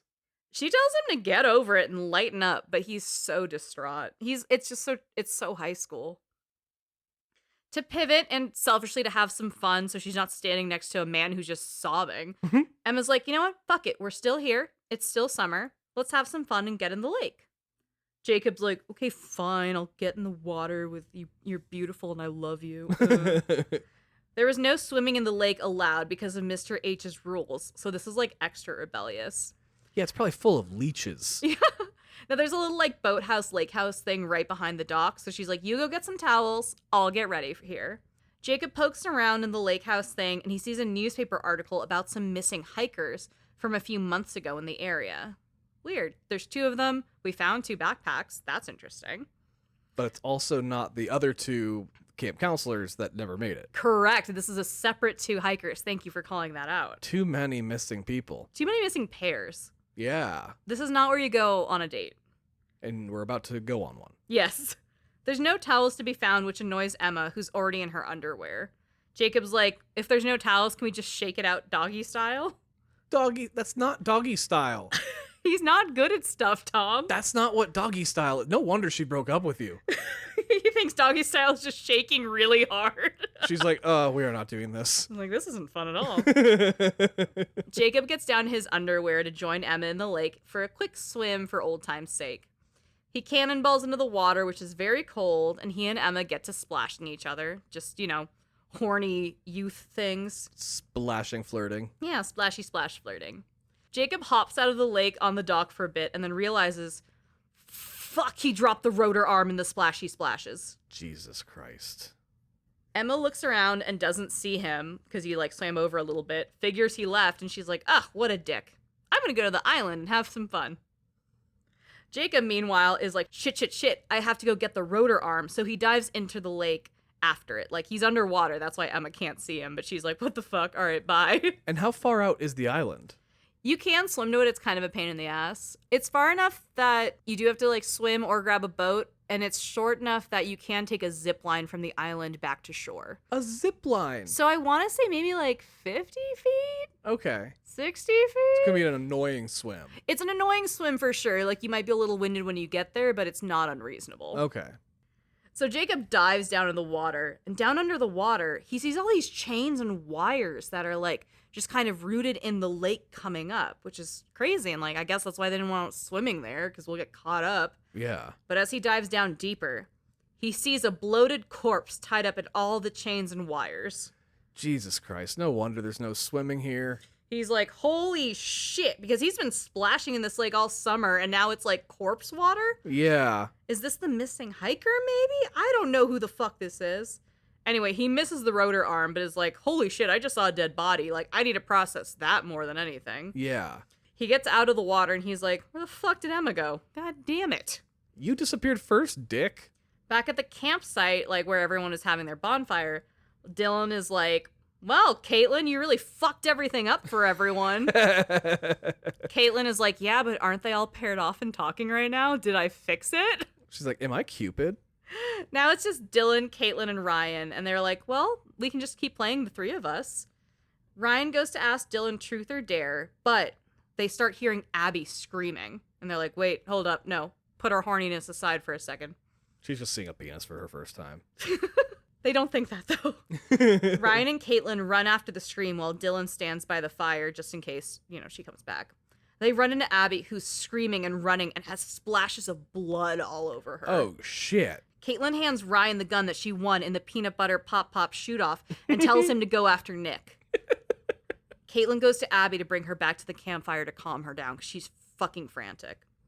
Ryan slings the shotgun over his back and runs in the direction where Nick could be.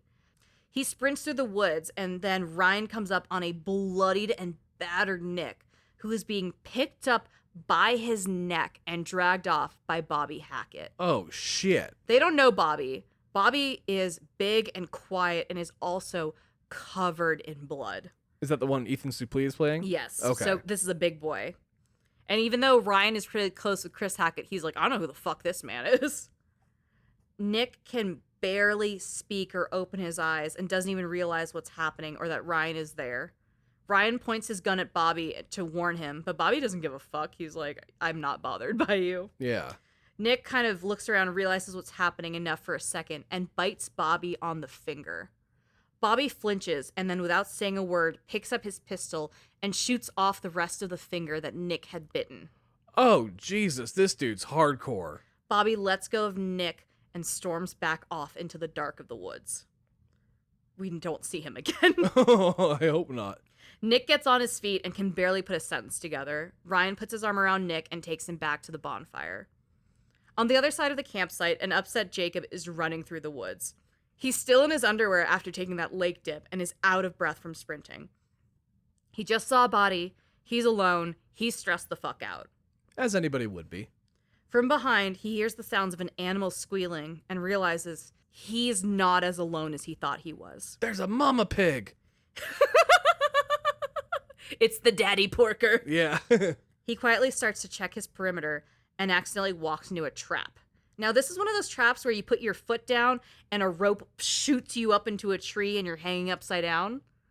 Oh, okay, yeah. We saw this in The Last of Us. We saw this in Grand Theft Auto 5. We've seen this in Looney Tunes. Yes, the Looney Tunes trap. Yeah.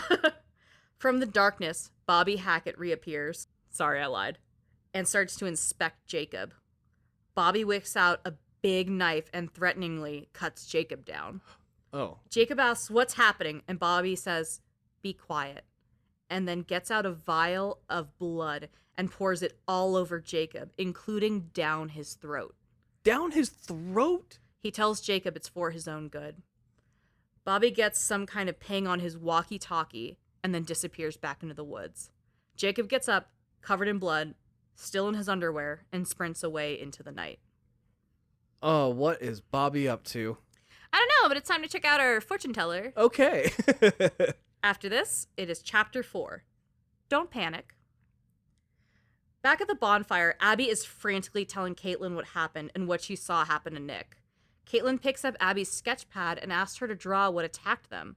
She knows Abby is so in tune with her art she might actually be able to get a good idea of what happened that way. Which is actually really clever. Caitlin's very emotionally intelligent, more so than anyone else in this game. Yeah, clearly. Nick starts to tell the group that there was this big guy there who we know is Bobby Hackett. And there's also some kind of animal. And Dylan is like, for real, what kind of animal could have done this? Was it like a bear? Ryan is like, it's absolutely not a bear. If a bear got on top of him and attacked him, it would have crushed him. Bears are hundreds of pounds. Like, they're huge. Dylan is looking at Nick and finds this huge gash in Nick's leg that looks black. Like, black? Like, oh. The guts inside of it are black, not just his skin. Like ink? Like the ink bendy? Like the ink bendy! And Dylan is like, that is fucking infected. We should take it out. We should amputate it before the infection spreads. Ryan and Nick do not like this idea. Yeah, I don't see why they would. Yeah, they don't amputate it, but Dylan is like, my first thought is amputation. And I think that's a solid plan, and everyone goes, that's a terrible plan. None of us know how to fucking properly do that, dude. the boys are trying to take care of each other. Abby is over here and she is just distraught and she's like, I'm so sorry, I can't even remember what I saw. But then she shows this horrifying shadow figure to Caitlin, which just looks like a creepy child drawing in like a psychology room, you know? Right. Then a rustling starts in the woods, just right behind them. The group notices, and they all look over, and Ryan still has his gun, so they're like, okay, Ryan, you go first. But don't worry, the only thing to come out of the woods is Jacob. A mostly naked, covered in blood Jacob comes bumbling out of the forest. Mostly naked. He sees Nick and is like, holy shit, what the fuck? Caitlin comes up and is like, Abby and Nick were attacked in the woods. Are you okay? Jacob is like, I'm fine. Do you guys have any clothes? I am in my underwear and blood. And Caitlin's like, all the clothes are in the minivan. So Jacob is just stuck in his underwear for the entire game. And that is a spoiler. And I really enjoy the fact that this entire game, this poor boy is in his underwear. And like, no shoes. Running around the forest barefoot. So he is going almost full Die Hard. Yeah. Worse than Die Hard. He's just in his underwear. And you know, you asked, Until Dawn I think is hornier because they're hooking up and taking their clothes off. Yeah. Jacob just went swimming and he's naked. He's just, you know, it's not a sexual nudity. It's just a bummer nudity. Right. Bummer nudity was my nickname in college.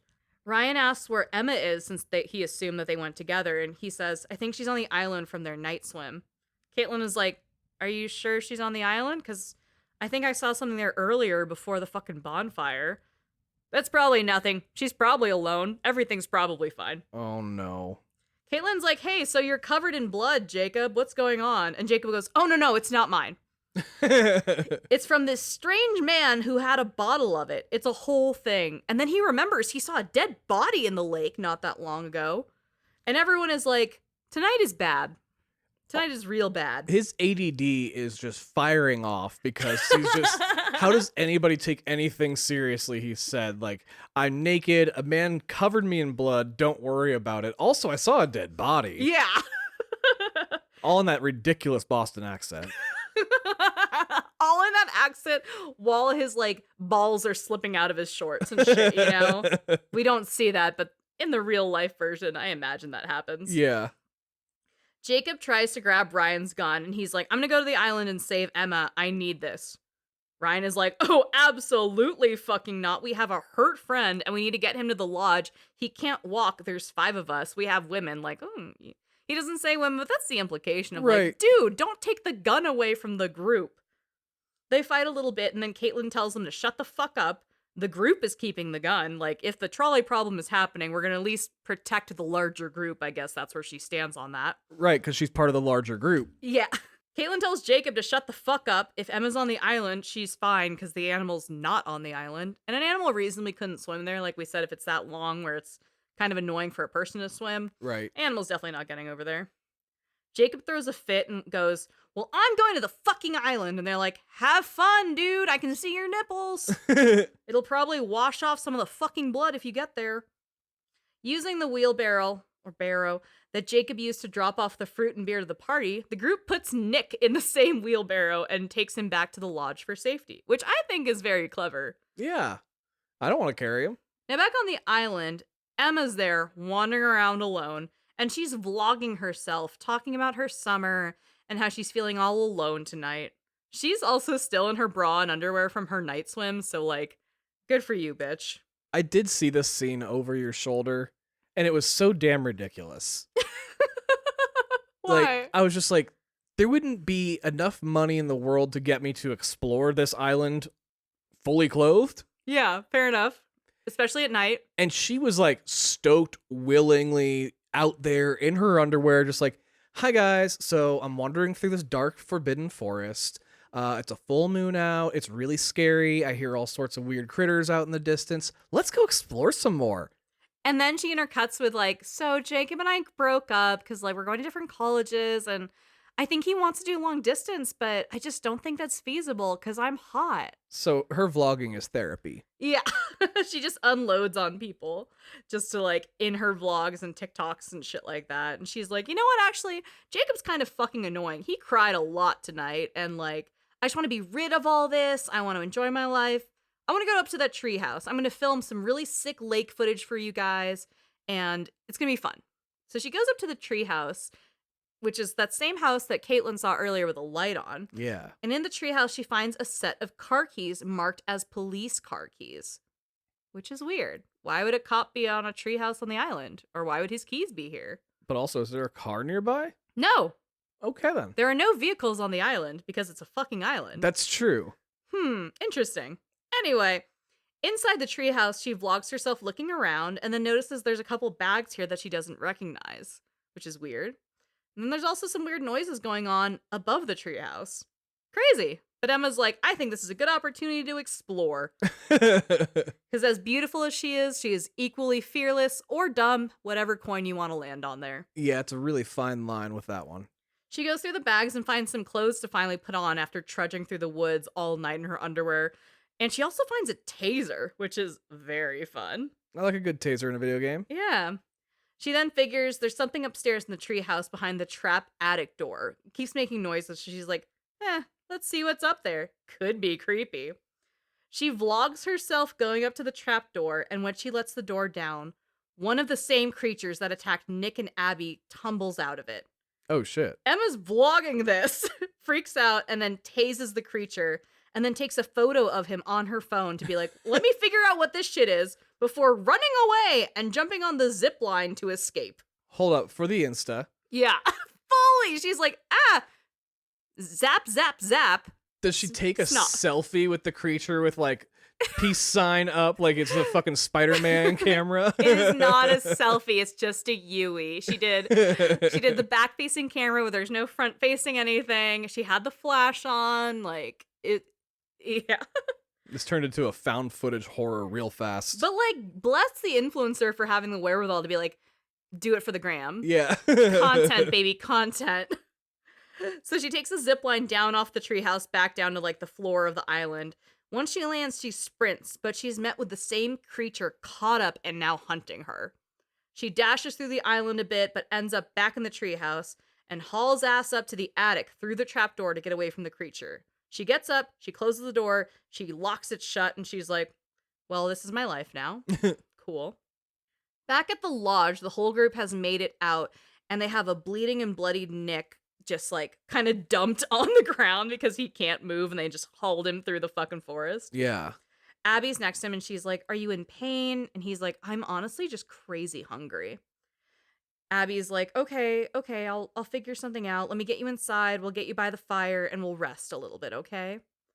Ryan gives Caitlin the keys to the nurse's station and tells Dylan he needs his help making an emergency call to get, anyone in because he thinks there's a landline in Mr. H's office. Oh, okay.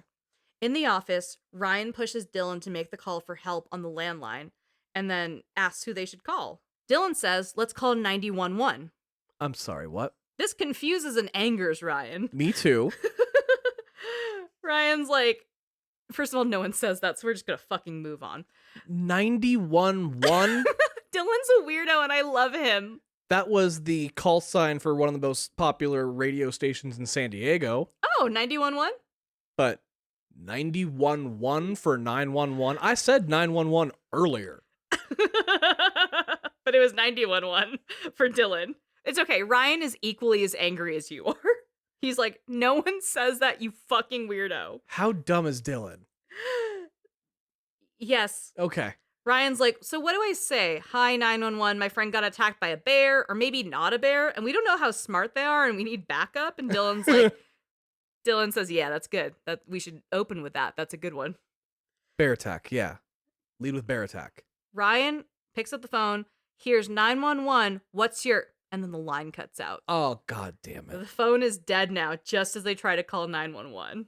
Or 911, whatever. I feel like that should be enough to make 911 be like, well, we should go check that out. That is a thing. Like, I think if you call and hang up, they trace it and they'll send an officer out usually. Yeah, just in case. I've experienced that as a child. Oh. I think we all have. Most of us have. I think we at least learn it in school. I had a Or friend should. whose phone number started with 91 and then had a couple other numbers, and I've accidentally hit it and been like, shit. No. He's been like, are you good? I'm like, nah, I accidentally called the cops. I was just trying to call to see if you wanted to smoke. He's like, it happens. I'm like, did they want to? Like, nah, not chill. No, they asked where we're gonna be though. Yeah, they asked where it came from.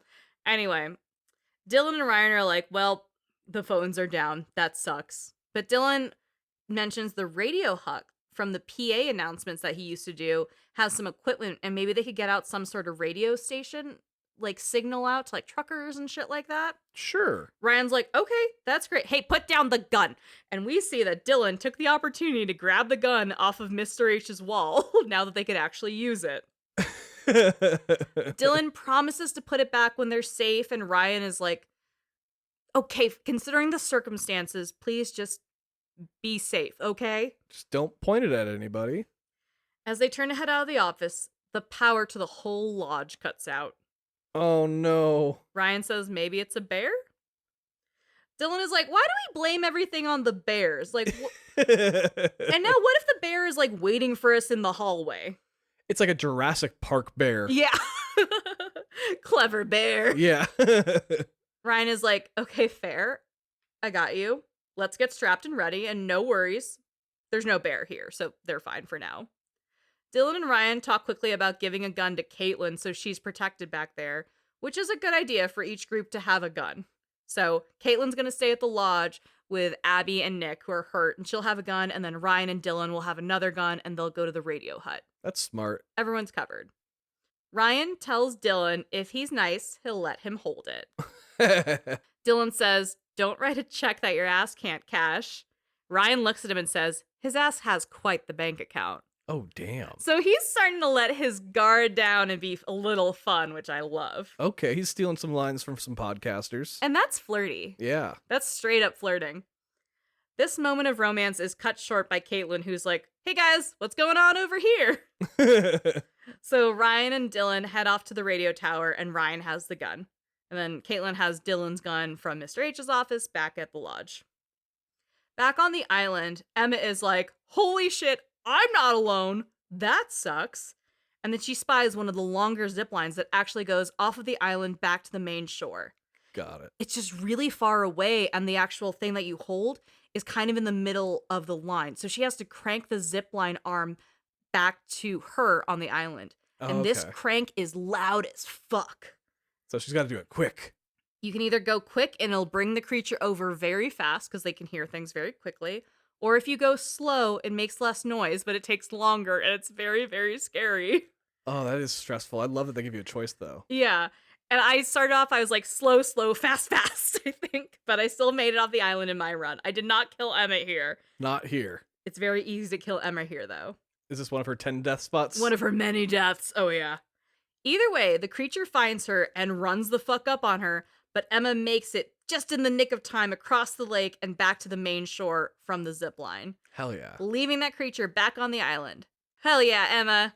Fuck you, creature. Her taser is toast because she did land in the water just to be like, I need to get the fuck away. But you know what? She made use of it. She got her selfie. Her phone, for some reason, is fine. Let's go. By now, when we see our tarot card reader, she's getting less friendly and is a little more annoyed. And like, if you don't bring her tarot cards, she'll be like, you didn't find my fucking cards. And you're like, I'm sorry, lady. What the fuck? What was I supposed to do? I was busy being chased. Chapter 5, White Noise. At the lodge, Abby is bringing Nick something to drink. She apologizes that there's no food left after camp and she's frazzled, but she's playing nurse really well. Nick is soft-spoken as he lays down and asks how she's doing. Abby is like, I'm just okay if you're okay. Are you okay? Nick says, it's okay. So many okays. Just children. This is how children flirt, and I hate it. Also, the writing has just gone downhill since Until Dawn. I think this is funnier than Until Dawn. It's funnier, but man, the dialogue is a little weak. It was just a prank, Han. Sorry. That's my favorite Until Dawn line. I think it's kind of a meme, but like, it's a little ridiculous. Caitlin comes back around and lets Abby and Nick know that Dylan and Ryan are off to the radio hut to try and get a signal for help. She asks how Nick's doing, who says he's feeling like a little bit better, just like catching his breath and resting. They're concerned that the lights went out and they don't know why, but like, it's not our problem right now. That's like the least of our problems right now. If they're all together, they at least feel a little safe, you know? Yeah.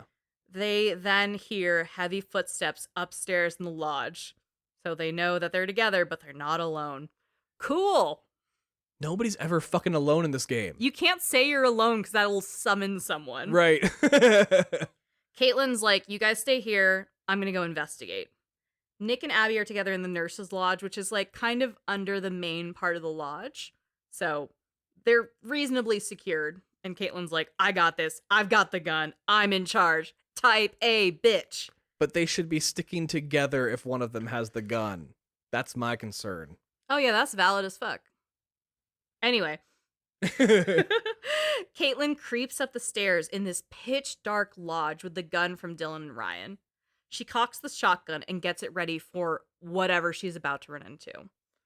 Caitlin silently navigates through the main lodge, through the cafeteria, and finally up the stairs towards this like extended hallway area. As she comes up on a landing, she sees a figure come into the light shining through the windows. Here's Bobby. Oh. Bobby shines a flashlight down the landing, but Caitlin hides just in time. Not seeing anyone, Bobby's like, all right, and then heads away. Caitlin starts to follow him because she can't just let something happen. She has to know what's going on at all times. Yeah. She follows Bobby as he hides in a room to hit his walkie-talkie. He says he can't find them. And on the other line, a voice, who we know as Jedediah, says, find them and blood them. Blood them. Blood them. Oh. And as a reminder, he's the one that blooded Jacob, so Right. we know it's just pouring blood down and around, which sucks, but still. The phrasing. Yeah, Caitlin doesn't know that. She's like, he wants to blood me. Ugh. As he comes out of the conversation on his walkie-talkie, Caitlin starts to run and hide from Bobby because she's like, I don't want to get blooded. Are you fucking kidding me? Right. This whole thing is like reminding me of Little Nightmares 2 with a hunter. Ooh, he's literally the hunter too. Yeah. Bobby's on to someone being nearby and like in his line of vision, but just kind of ducking away. So he's like, all right, I'm not alone. She's got to be somewhere nearby. But Caitlin is really stealthy and she like sneaks around the lodge, hiding from him in shadows and corners until she doesn't. Caitlin gets spotted and Bobby comes up so close to her and he grabs her gun. Caitlin's like, oh, fuck, and then just darts off, hauling ass away from Bobby. Yeah, get as far away as fast as you possibly can.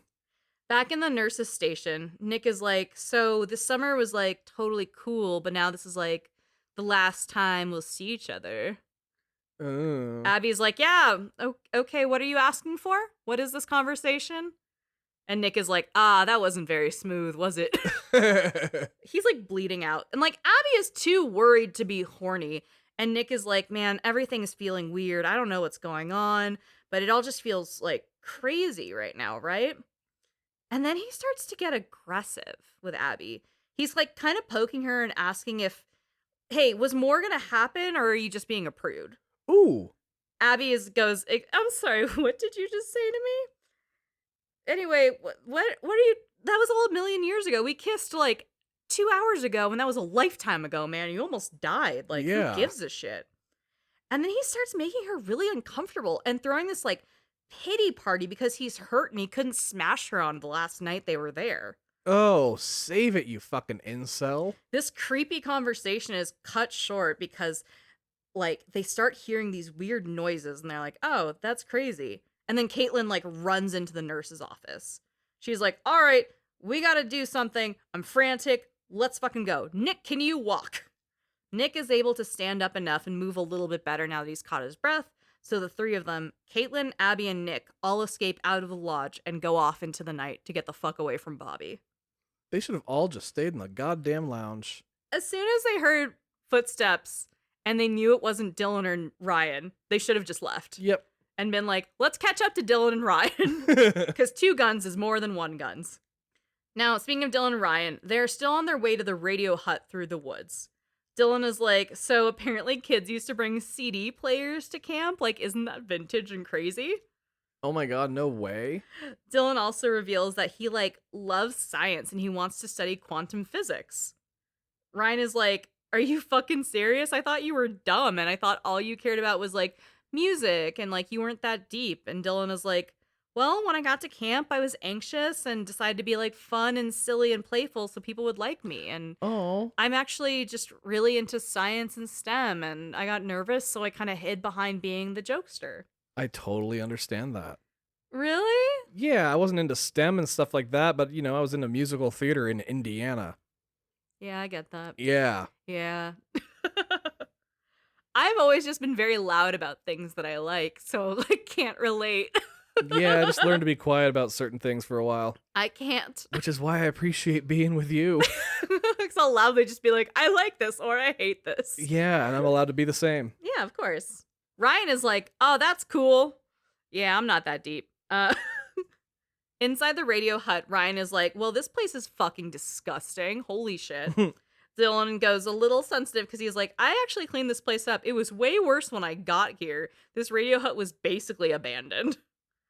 Dylan sets up the radio and starts rambling into the radio that, hey, hello, we need help. There was a horrible accident and stuff is bad. There's a swarm of bears and they're everywhere.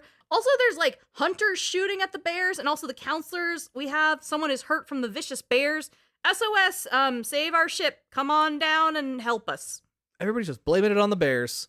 Ryan says, did you say swarm of bears? A swarm of bears. Dylan says, yeah.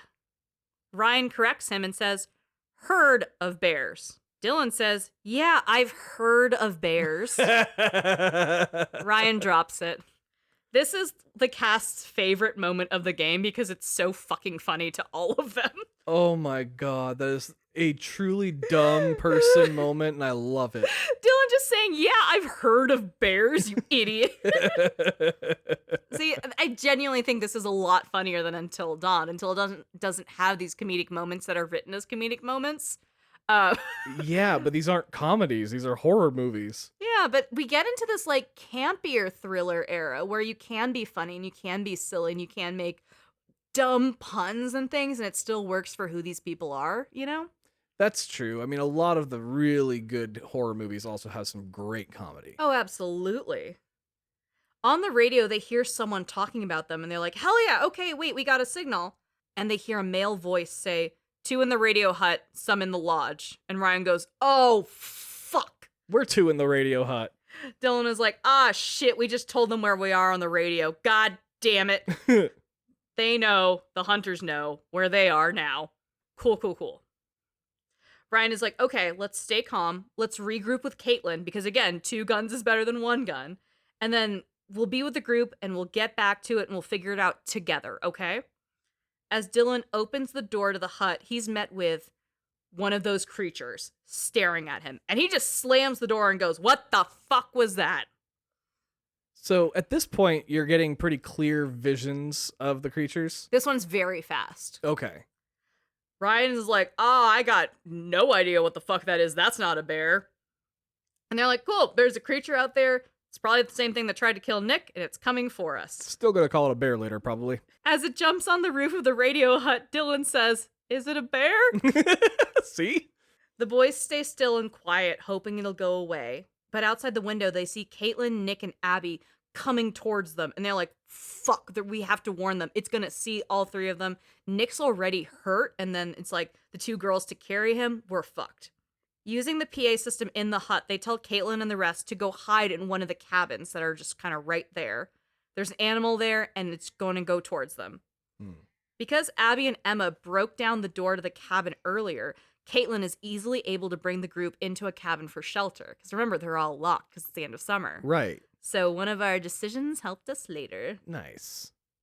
Dylan figures if it's an animal, they can blast some loud as fuck feedback on the loop to scare off the animal and make it go away. Oh, like that high-pitched ringing sound? Yeah, genius. Good for you, Dylan. There's the scientist. There's our STEM boy, right? Yeah, because they can hear it at a higher pitch, too, so that's even louder. Yeah. Ryan's like, okay, dude, you got this.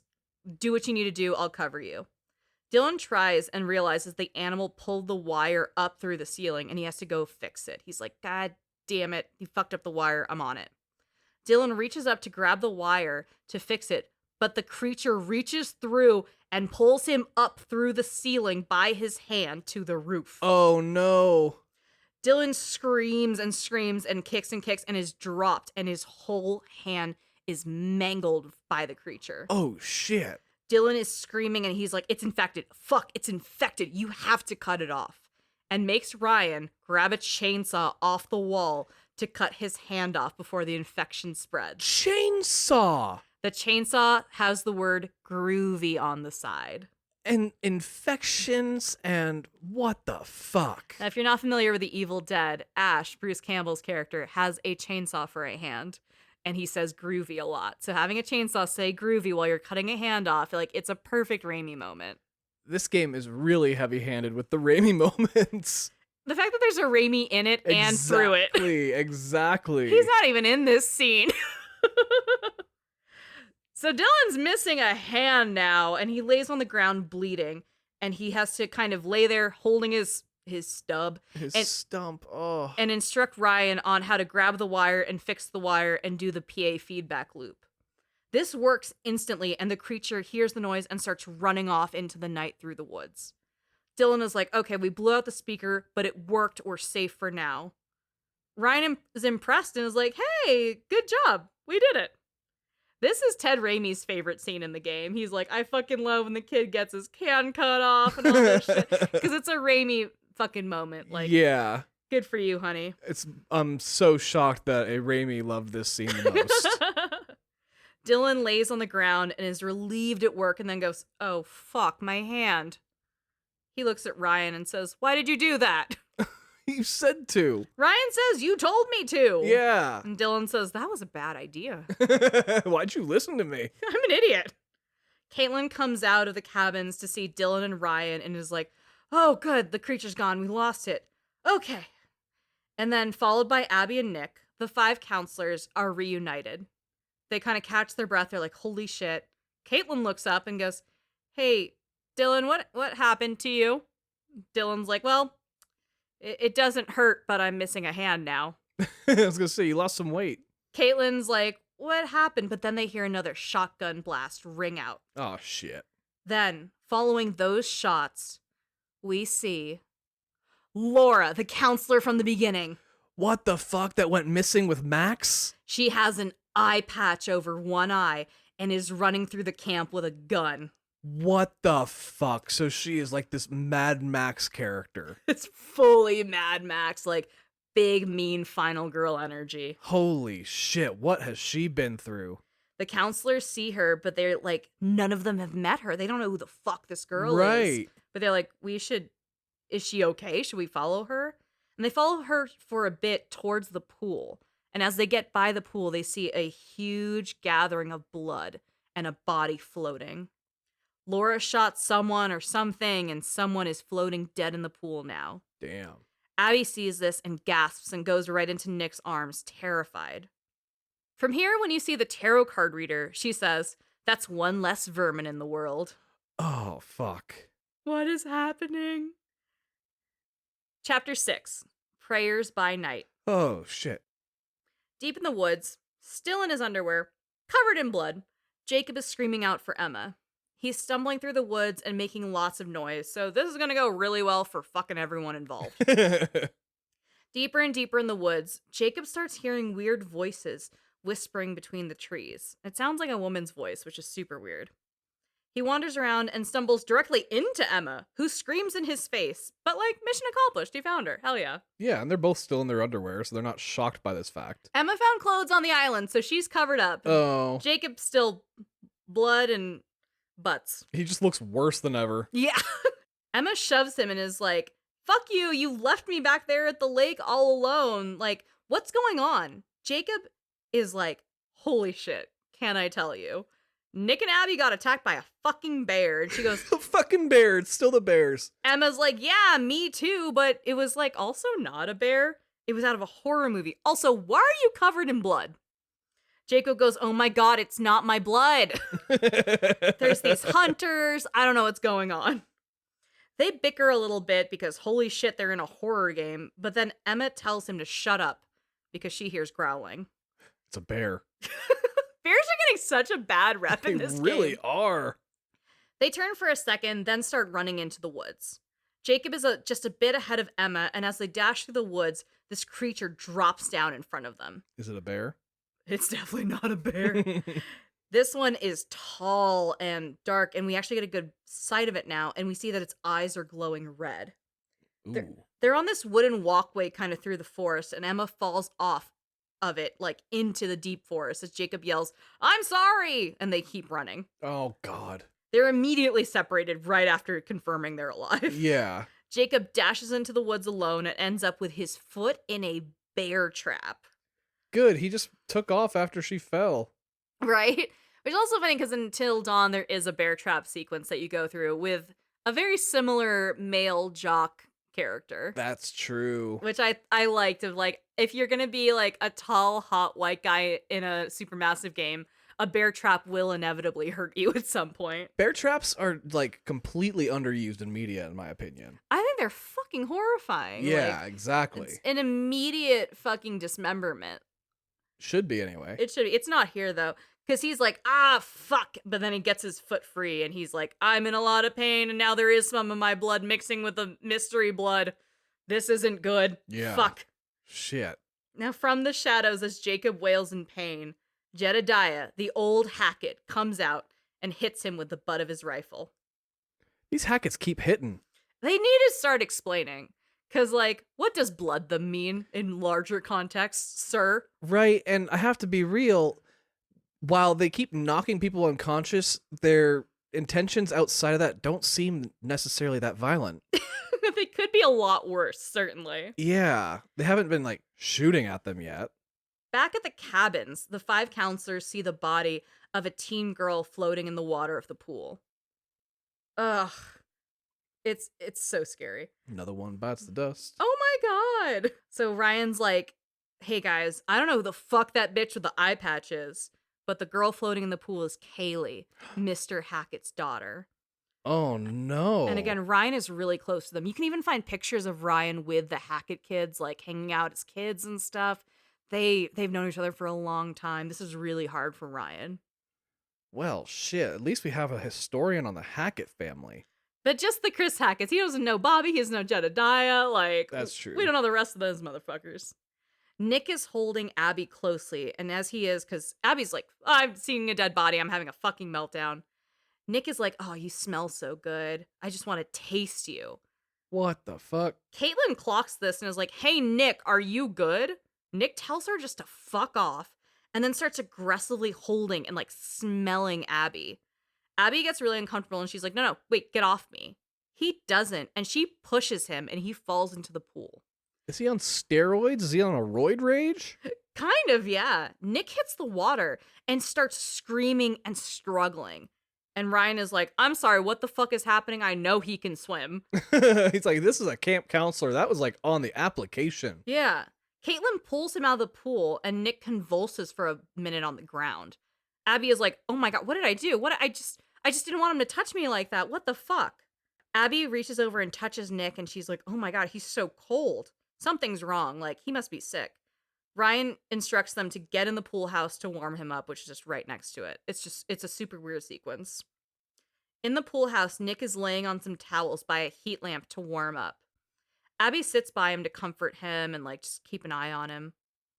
On the other side of the room, Caitlin is checking out Dylan's stump and tells him that he needs actual medical attention, but she's able to give him some painkillers that she grabbed at the nurse's station. That is some expert medical attention right there. Yeah. You need to see a doctor for your missing hand. Oh, no shit? You know we are Americans, right? We can't afford that. No. Dylan grabs the painkillers from Caitlin and goes, ooh, fun. Caitlin's like, okay, so the cops are not going to believe this, right? We're all on the same page there. This night is crazy.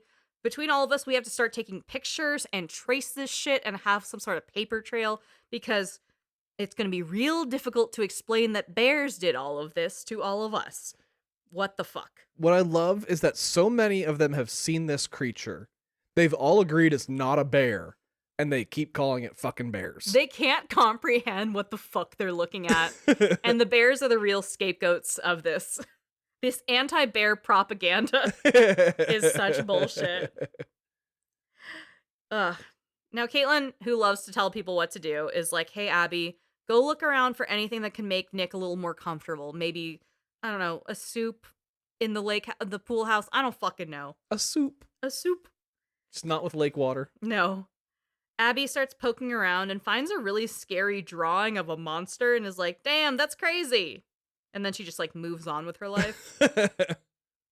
Caitlin is talking to Dylan and Ryan and is like, something is not right with Nick. Like, This dude is not okay. He's like, his personality's different.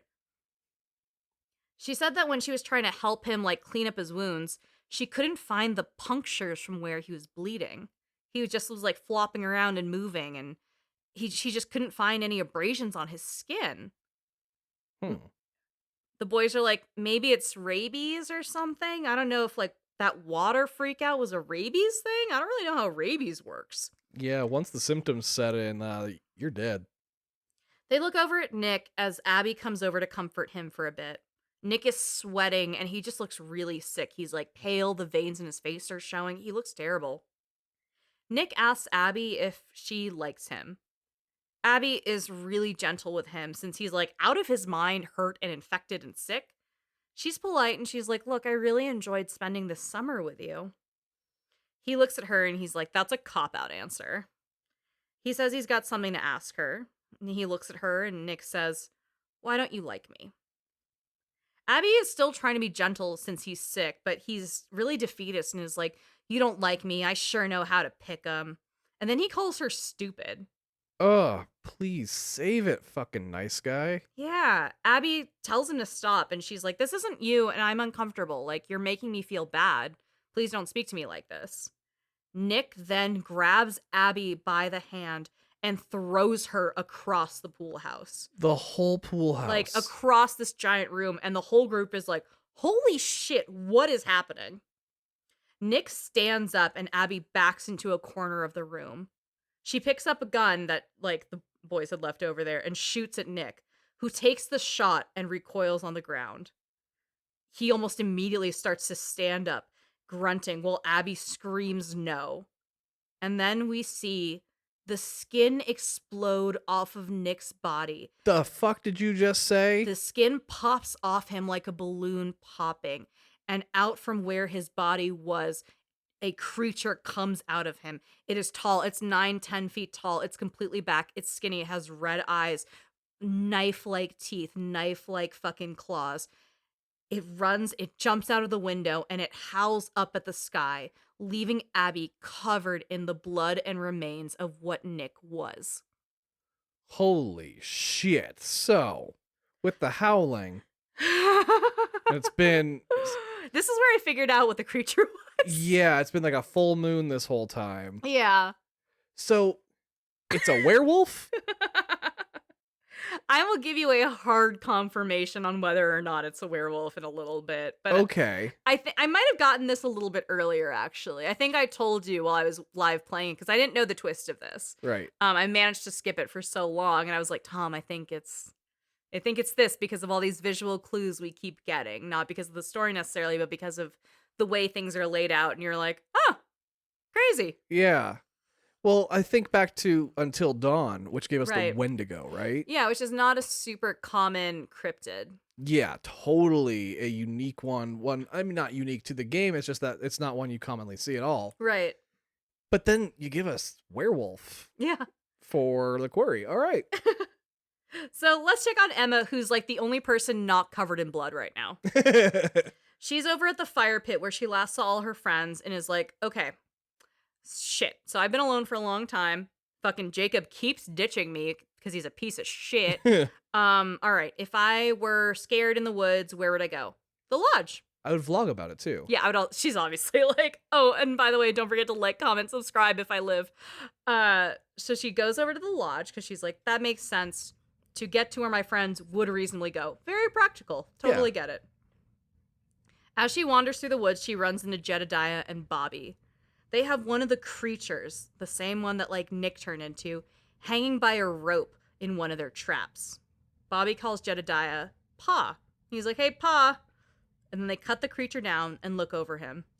Jedediah goes, God damn these fucking kids. And then they like kind of hear a snap of a twig and they find Emma.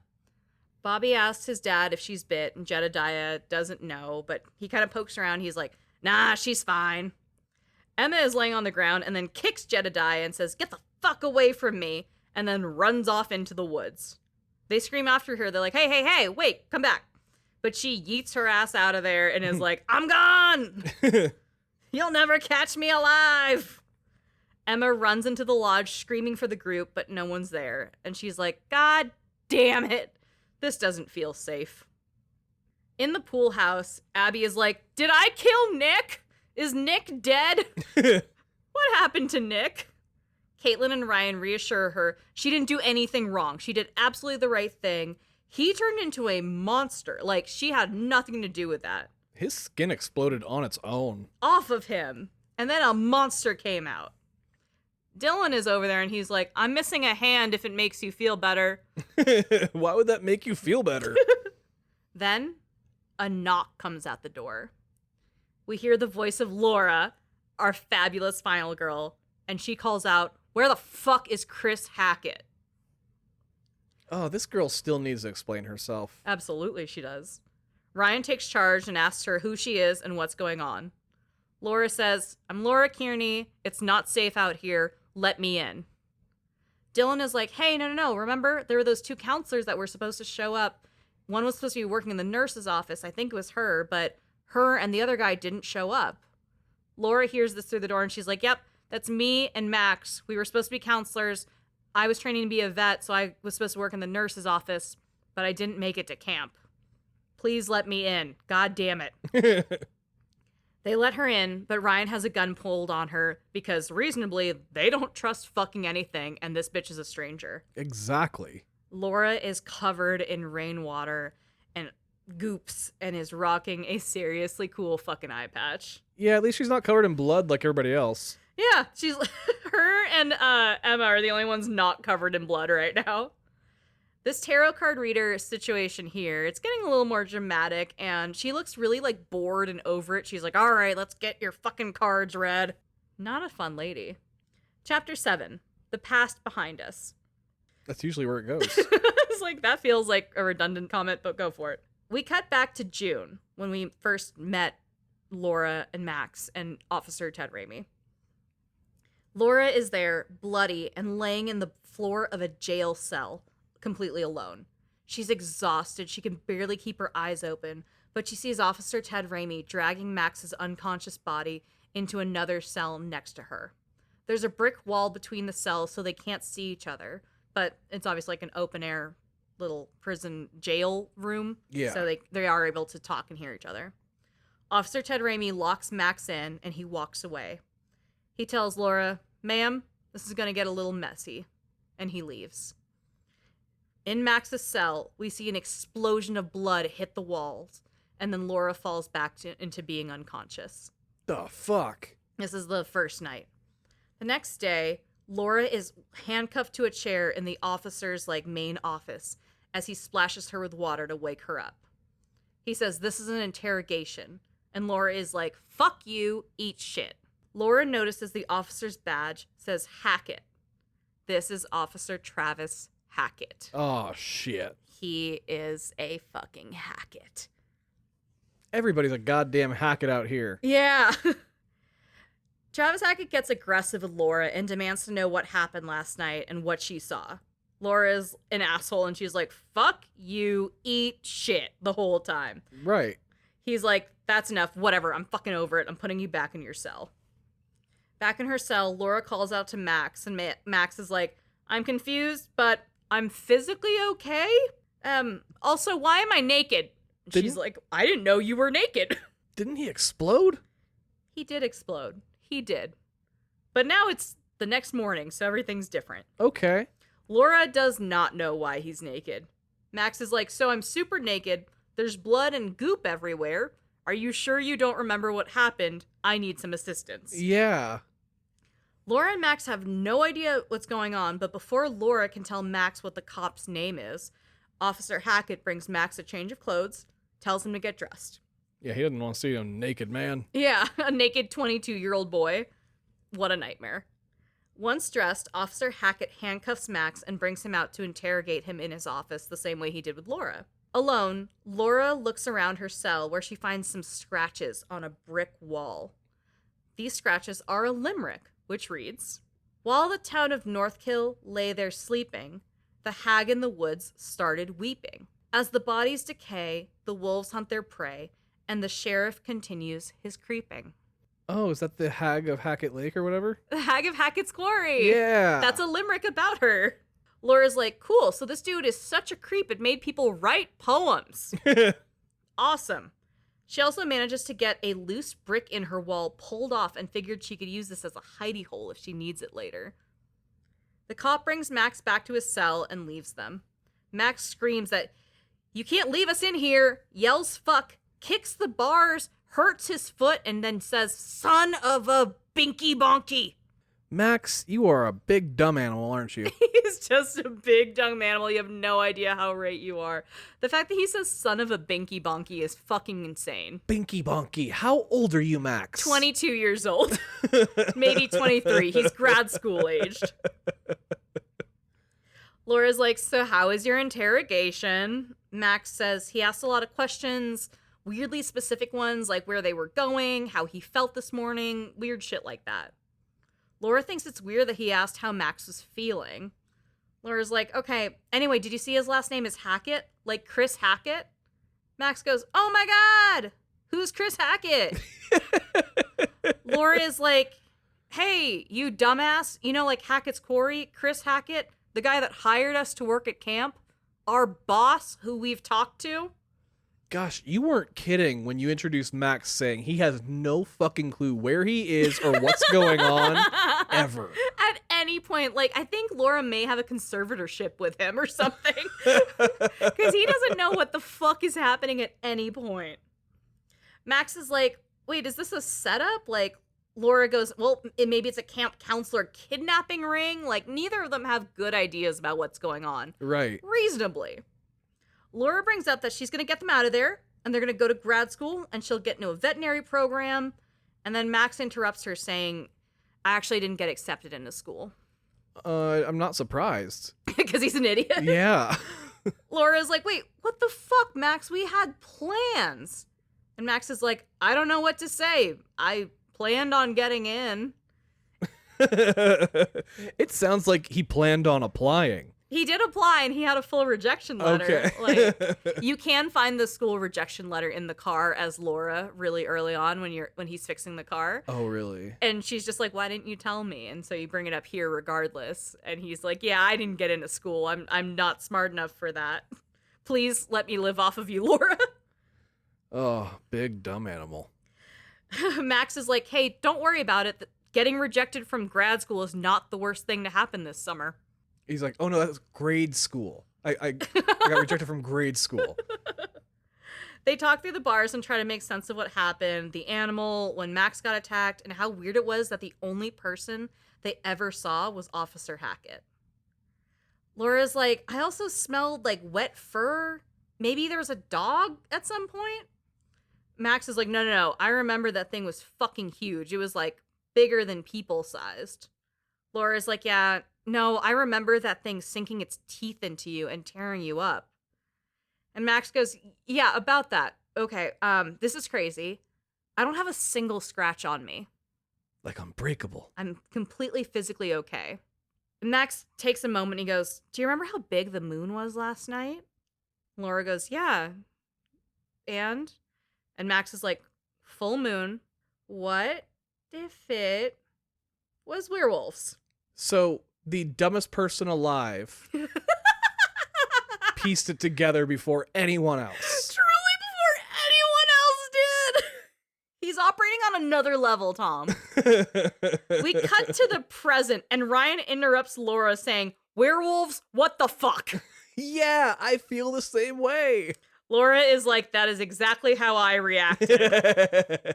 Ryan, Laura and I are on the same fucking page. entirely. Ryan is like, are you gonna bring up zombies or like a time-hopping Dracula into this shit? Laura tells Ryan to shut up and stop interrupting her and listen to the story.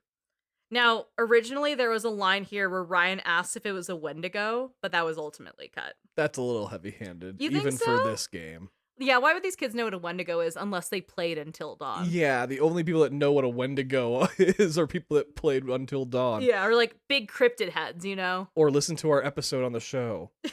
Maybe. Well, Ryan listens to a lot of podcasts. Yeah, he does listen to a lot of podcasts. Dylan cuts in and is like, hey, would it be crazy if it was a werewolf, though? Like, we saw Nick explode into a monster, and it's a full moon tonight. Does that make sense to you guys?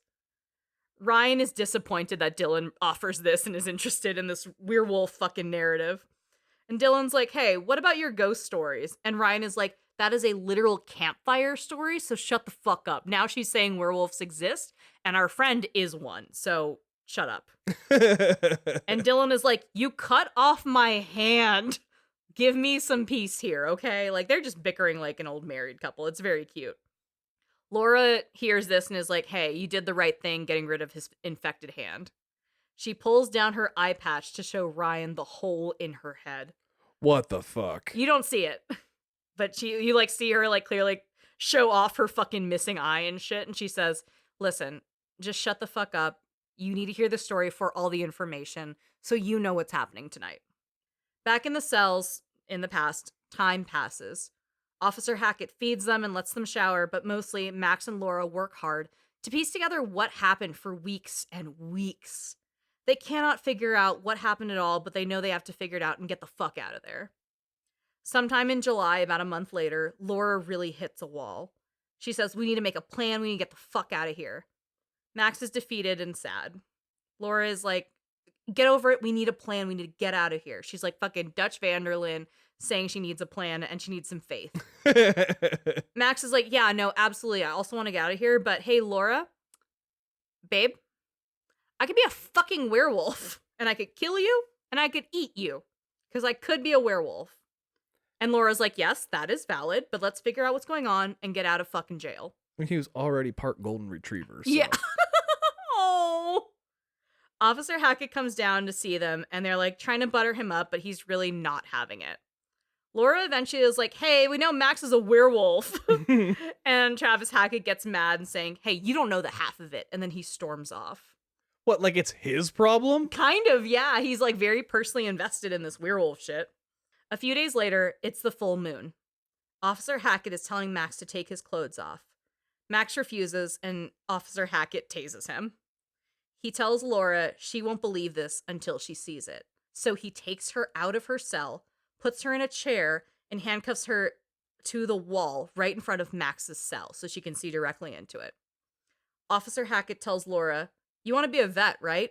Consider this an internship. Oh my god. It's so dark. You won't understand until you see it for yourself. It's not going to be pretty. Don't worry, I'll be back at dawn. Just don't get too close to the bars. Laura is terrified, obviously, but she can finally see Max after weeks of being separated by a wall. Max is sitting on his bed, and he looks like he's in pain. He's like kind of rocking back and forth and doing that thing where you're like, oh, I'm gonna barf. Oh. Laura looks on and gets closer to the cell in her chair. She tells Max she's here and asks him to describe how he feels. He can't focus. He's not okay. He says he doesn't feel so good. It's hot in here. And then he tells her to stay back. She's like, hey, I'm handcuffed to the wall. So, yeah, I'm as back as I can, my guy. Don't worry, I'm not coming any closer. Max breathes heavy as Laura looks on, helpless and somewhat scared of her boyfriend. Max gets on the ground and starts growling. He's on all fours, he grunts, and he starts to sound like a beast. And then, all at once, he explodes in a blood bomb and reaches out through the bars and swipes at Laura. Blood bomb. This swipe frees her from the pipe, but it also takes one of her eyes with her. Oh, shit. She covers her eye with her hand, and her entire body is covered in Max's blood. It's so fucking gross. Is it like a scene out of The Boys whenever somebody gets, like, Jack Quaid gets covered in blood? Yeah, it's just a full bomb explodes of blood, and it's everywhere. And Laura's like, God damn it. Laura does manage to make it to a bathroom to see herself in the mirror, and looks in the mirror and goes, fuck. She does find enough, like, first aid shit in the bathroom and manages to clean herself up and give herself stitches in the eye. Stitches in the eye. Fuck. I mean, that is going to be some practice for veterinary school for sure. She says so much for depth perception. So much. She does have, like, free range to the police station right now, so she goes through and she goes snooping, leaves Max in his cell, like, freaking out, growling, like, just being a werewolf. Just general werewolf shit. If you go by, he can swipe at you through the bars, but he can't, like, hurt you again. Okay. Laura learned her lesson. Laura goes through. She finds a cease and desist letter from Officer Travis Hackett to the bizarre yet bona fide podcast people to stop looking into the Hag of Hackett's quarry. She also finds another one of the needles with the tranquilizers in there, just like the one that he used on her last month. She pockets this because she's like, ooh, I could use that shit. She digs around, but Officer Hackett does eventually come back. His face is covered in blood. He asks Laura why she didn't run. She's like, I would never leave Max behind. Oh. Officer Hackett's like, okay, well, whatever, let's get you back in your cell. The next morning, Officer Hackett compliments on how well she did with her eye. Laura's like, yeah, I was good at this, but without an eye, I can't really be a vet. This sucks. Yeah. Officer Hackett is like, look, this isn't what it seems. He tells her that she and Max are in just as much trouble as he is. He says his family never meant to hurt anyone. They're just trying to survive out here. He tells her that they're going to end this thing once and for all. And Laura's like, we? I'm a prisoner. Yeah. He's like, yeah, well, we're all in this shit now. Laura's a badass and is immediately like, absolutely, let's fucking end this. Fuck the werewolves. Let us out and we'll figure this shit out. We'll go get help, you know, we'll get an expert or something. Travis Hackett is like, no, that's not the plan. He says, Laura, you're going to do this for Max, and I'm going to get what I need out of this. Like, yeah, sure, buddy, whatever. It's not a bad plan. He picks up an old piece of paper, and he says, this is the information you need, and he makes Laura read it. She reads, when the full moon above shines first, the beast internal shall outward burst. One by one leads lambs to slaughter. It stalks your breath, but shuns clear water. And should you yourself be cursed, armed with silver and the first, when moon is full before its wane, rend the beast that cursed you slain. No longer shall you face your blight, or fear the dread of the full moon's light. And if it's a bite with which you're faced, cleave limb from torso with great haste. Perchance you'll save your cursed soul before infection takes its toll. Laura's like, all right, this is pretty straightforward. Got it. Yeah, thank God this ancient ritual has such a great rhyme scheme. There's so many poems about werewolves. But Laura's like, I inferred what I need to. Kill the werewolf that gave you the curse. Let's fucking go. Officer Hackett's like, look, it's not that straightforward. Like, it's not as straightforward as you think. You have to kill a werewolf. That's not an easy thing to do. I don't know. The poem said get him wet or hit him with silver. They just don't like the water. Yeah. He leaves and lets Laura figure her shit out. He says he needs her medical knowledge to do this right. And she's like, yeah, okay, fine, whatever. I'm going to kill a fucking werewolf. That's fine. Not a big deal, man. Officer Hackett leaves and Max apologizes to Laura, mostly about the eye. Laura's like, yeah, you know what? I get it, but we got to get out of here. A few days later, Chris Hackett has arrived at the police station. He's mad at Travis Hackett, his brother, and is like, hey, dipshit, I found out about this abandoned car. I had 2 counselors who never showed up. I saw that you were hiding a car at the scrapyard. I fucking figured it out. What happened? What did you do? Travis is like, how did you unlock my fucking puzzle? And Chris is like, are you fucking serious? I just explained it to you. Chris is like, yeah, man, I figured it out. Also, you shot me like 3 times. So remember, when they got Max down in the storm drain, Travis did shoot down the storm drain thing, the storm shelter 3 times after he knocked Laura out. Oh. But he didn't shoot him with silver because it was Chris Hackett, his brother. Oh, shit. Chris is a werewolf, which is also why he had to get away from camp so quickly. So is Travis like the non-werewolf member of the family? Or He is not a werewolf. Bobby is not a werewolf. We've confirmed that because he's out at night. And Jedediah is not a werewolf because he's also out at night in the full moon. But there are Hacketts who are. Chris Hackett is a werewolf, and Kaylee Hackett was a werewolf. Oh. Chris Hackett says, I'm telling mom.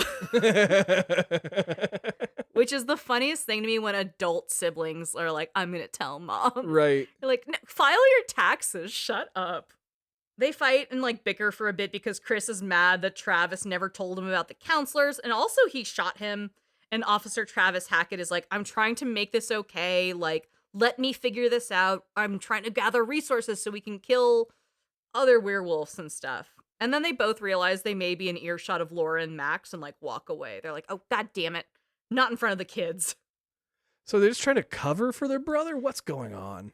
As soon as Chris and Travis Hackett walk away, Laura is like, Max, did you fucking hear that? Chris Hackett's a werewolf, and he's the one that bit you, and Officer Travis Hackett didn't kill the werewolf because it's his fucking brother, and that's why this is so complicated. You don't know the half of it. And Max is like, wait, what? And Laura goes, oh my god, they were just here. Why can't you listen to your surroundings? He's like, no, I heard everything. I just didn't understand shit. Yeah, he's like, I don't know who that was. What if that was a different man? She's like, they said each other's names, you fuck. Why am I dating you? They greeted each other like a bad movie where they say their relationship and their names at each other. And their full names at each other. Laura's like, okay, here's the deal. We kill Chris Hackett, you stop being a werewolf. And Max is like, like the poem. Yes, the poem. The next day, Max is screaming for Officer Hackett.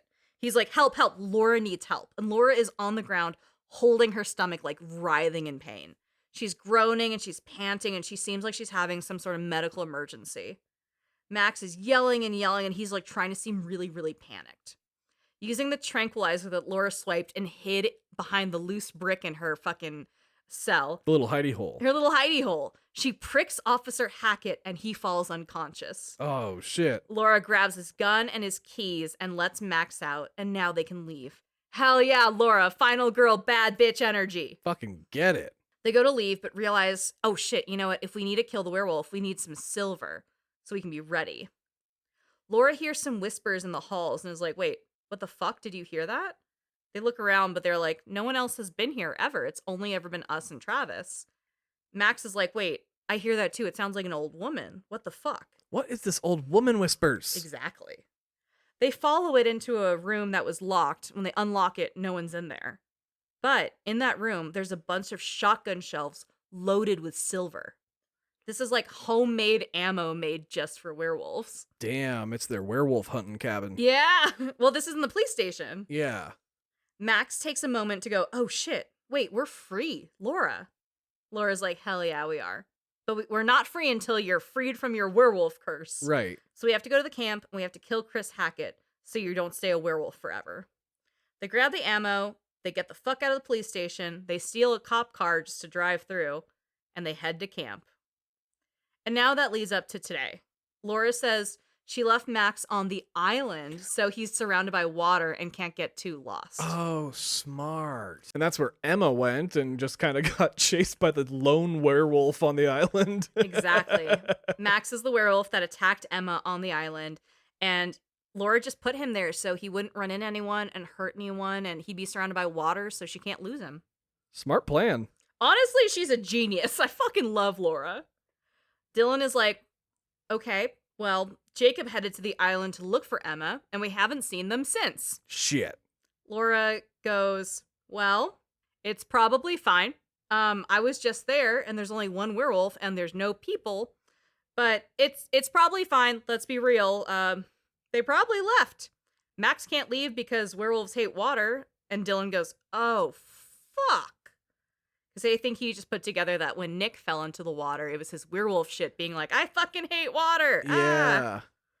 Laura's like, okay, but anyway, TLDR, I'm here to kill Chris Hackett. Anyway, she's like, I went through, I shot what I thought was Chris, went back to the island, but Max was still a werewolf. So I got one werewolf down, but it wasn't Max, and it didn't help. Oh. Shit. Was that the daughter? Yeah, Ryan's like, well, Laura, that was Kaylee, Chris's daughter. Big whoopsies on your point. It looks like Kaylee turned back into a human after she shot at the werewolf. So, like, when you die as a werewolf, you turn back into your human form. Got it. Ryan is still, like, really distraught explaining this. Because, again, he was really close with Chris and his kids. And Laura's like, well, I shot a werewolf. I didn't shoot a kid. You get that, right? Yeah. Dylan is like, well, if you went back for Max and he was still a werewolf, why didn't he kill you? And Laura goes, he tried! And shows them her mangled arm from where her werewolf boyfriend bit her. Yeah. She is now infected with the curse. Ryan pulls a gun on her and she's like, we don't have much time. I'm gonna turn eventually. Let's get this shit done. Okay. In a separate scene, we see an old lady walking along some cages. She goes, "Oh, look at you in that cage." She's taunting a captured werewolf, and she's like, "Come here, take a bite of me. You know you want a bite." But as the creature runs up to her, the cage is electrified and it gets shocked. She calls it a dumb fucking animal and walks away. This is Constance Hackett, the matriarch of the Hackett family. This is who Chris cried to after Travis Hackett shot him. Oh, this is I'm gonna tell mom. Yes, his mom. Oh shit. She must have had Max in that cage. He was so dumb. She wishes. This is a whole different set of cages. No, this is her fucking kids. We see Bobby dragging a still only in his underwear Jacob into one of these cells. Jacob is frantic and upset and is like, "What the fuck? My parents don't have money, but they can get you money. Like, let me go." Full white boy shit. Oh, the money's not gonna save you here, pal. Jedediah follows after them. Bobby scoops Jacob up and puts him in a cell and throws him to the ground. Jedediah says, "That's two, Bobby." Bobby and Jedediah turn to leave, and Jacob screams after them. He then looks over and realizes 2 cells down is a werewolf. He is terrified looking directly at this animal and is like, "Holy shit." Because remember, he doesn't know there's werewolves yet, so he's just like, "What fucking bear is that?" Yeah. Because it's obviously a bear in his stupid mind. From here, when you see the tarot card reader, she calls you a nosy little rat for poking around where you don't belong. Which, like, bitch, I thought we were cool. Right. Chapter 8, Belly of the Beast. Ryan is screaming, "She killed Kaylee." Laura rolls her eye and goes, "We went over this." Ryan really hates this and doesn't want to believe any of this. He goes back to, "You heard a voice at the police station? A woman's voice?" Laura's like, "Yeah, what?" "Shut up, this isn't a ghost story, it's a werewolf story." Yeah. Laura goes up to Abby and notices she has a silver bracelet on. She quickly takes the bracelet and makes Abby some silver ammo to protect herself with. Quickly. Yeah, it's kind of just like shoving silver into a bullet, which I don't understand how bullets work. But pretty sure it's not like that. Yeah. Laura's like, "Okay, so where does Chris Hackett live when he's not at camp?" Caitlin mentions there's a scary, spooky house behind the woods. Ryan is immediately annoyed that Caitlin mentions this because he's protective of Chris. Ryan really, really hates the idea of Chris Hackett being a werewolf, and even more hates the idea of Chris Hackett getting killed by this lunatic Cyclops. Right. Laura is all about her mission and pleads with them for help to find Chris Hackett and put an end to all this, like, werewolf bullshit. Ryan hears this and is like, "I'm going with you." Ryan's heart has faith that Chris wanted nothing to do with this, and he wants to find a new way of making this work without killing anyone. And so, Laura and Ryan go off into the woods looking for the Hackett house. And they fucking hate each other. Laura asks about the camp and the house, and Ryan has no answers for her. They both argue that the other doesn't know the real Chris Hackett. Ryan tells her Mr. Hackett just wants to help others and, like, raise good adults and, like, see kids have a fun summer. And Laura's like, "He met my boyfriend and my boyfriend's a werewolf now. He's not that good of a fucking dude." What I love, though, is that she is not ever changing her mind on that. Like, she knows Max is a good person. Yeah. And still a werewolf. Yeah, she's like, "My man's as dumb as hell, but he's a sweet boy." I'm just surprised there's nobody going, "Are we still going to rule out the bear?" Dylan, I'm sure, is going to find a way to say a bear again by the end of this game. Because Dylan is team herd of bears. Herd of bears. Yeah, I've heard of bears. They really just can't find, like, a common ground between Ryan and Laura, so they're just bickering until they come up on this huge house in the woods. Ryan's like, "I've never been here, but I think this is where his mom lives. Like, it's the family house. So this is the best place to start." The house has huge fencing, so Laura's like, "So how do we get in?" And Ryan goes, "Maybe we don't. Fuck you. I don't like this plan." Whatever, they chat a bit more and try to hop the fence, but they both end up falling. And they fall and they fall, and they actually fall down into a deep water source running under the house. Like a moat? Like a mine. Oh, shit. Deep under the house is a water source leading up into the main house. They crawl out of the water, and Ryan notices that Laura's bruises from her scuffle with Max have actually healed. He goes, "Wait, hold up. So the werewolf curse can physically heal you. We saw that with Nick. You saw that with Max." And then Ryan reaches over and lifts Laura's eye patch to reveal her eye has healed and is back. Oh, no. So she's wolfing out so hard it brought her eye back, which is actually really cool. Damn. Laura is really stoked, and she's like, oh, hell yeah, I can see y'all again. This shit's sick. In the walkways through the water area, Laura found a letter from a miner who worked here in the 1930s, writing home about the mines shutting down. This house is super old and was built on mines. You know, like how there was a sanatorium built on mines and Until Dawn. I think Supermassive is just like, we built so many fucking sets for mines that you guys are gonna use these or I'm gonna lose my goddamn mind. You know, they were like, you have to use the assets. Like, Yeah. there's gonna be mines in every Supermassive game just because, like, fuck you, we made so many. I designed so many levels. Laura and Ryan journey up through the mine walkways towards the house and hear a woman's voice echo through the mine.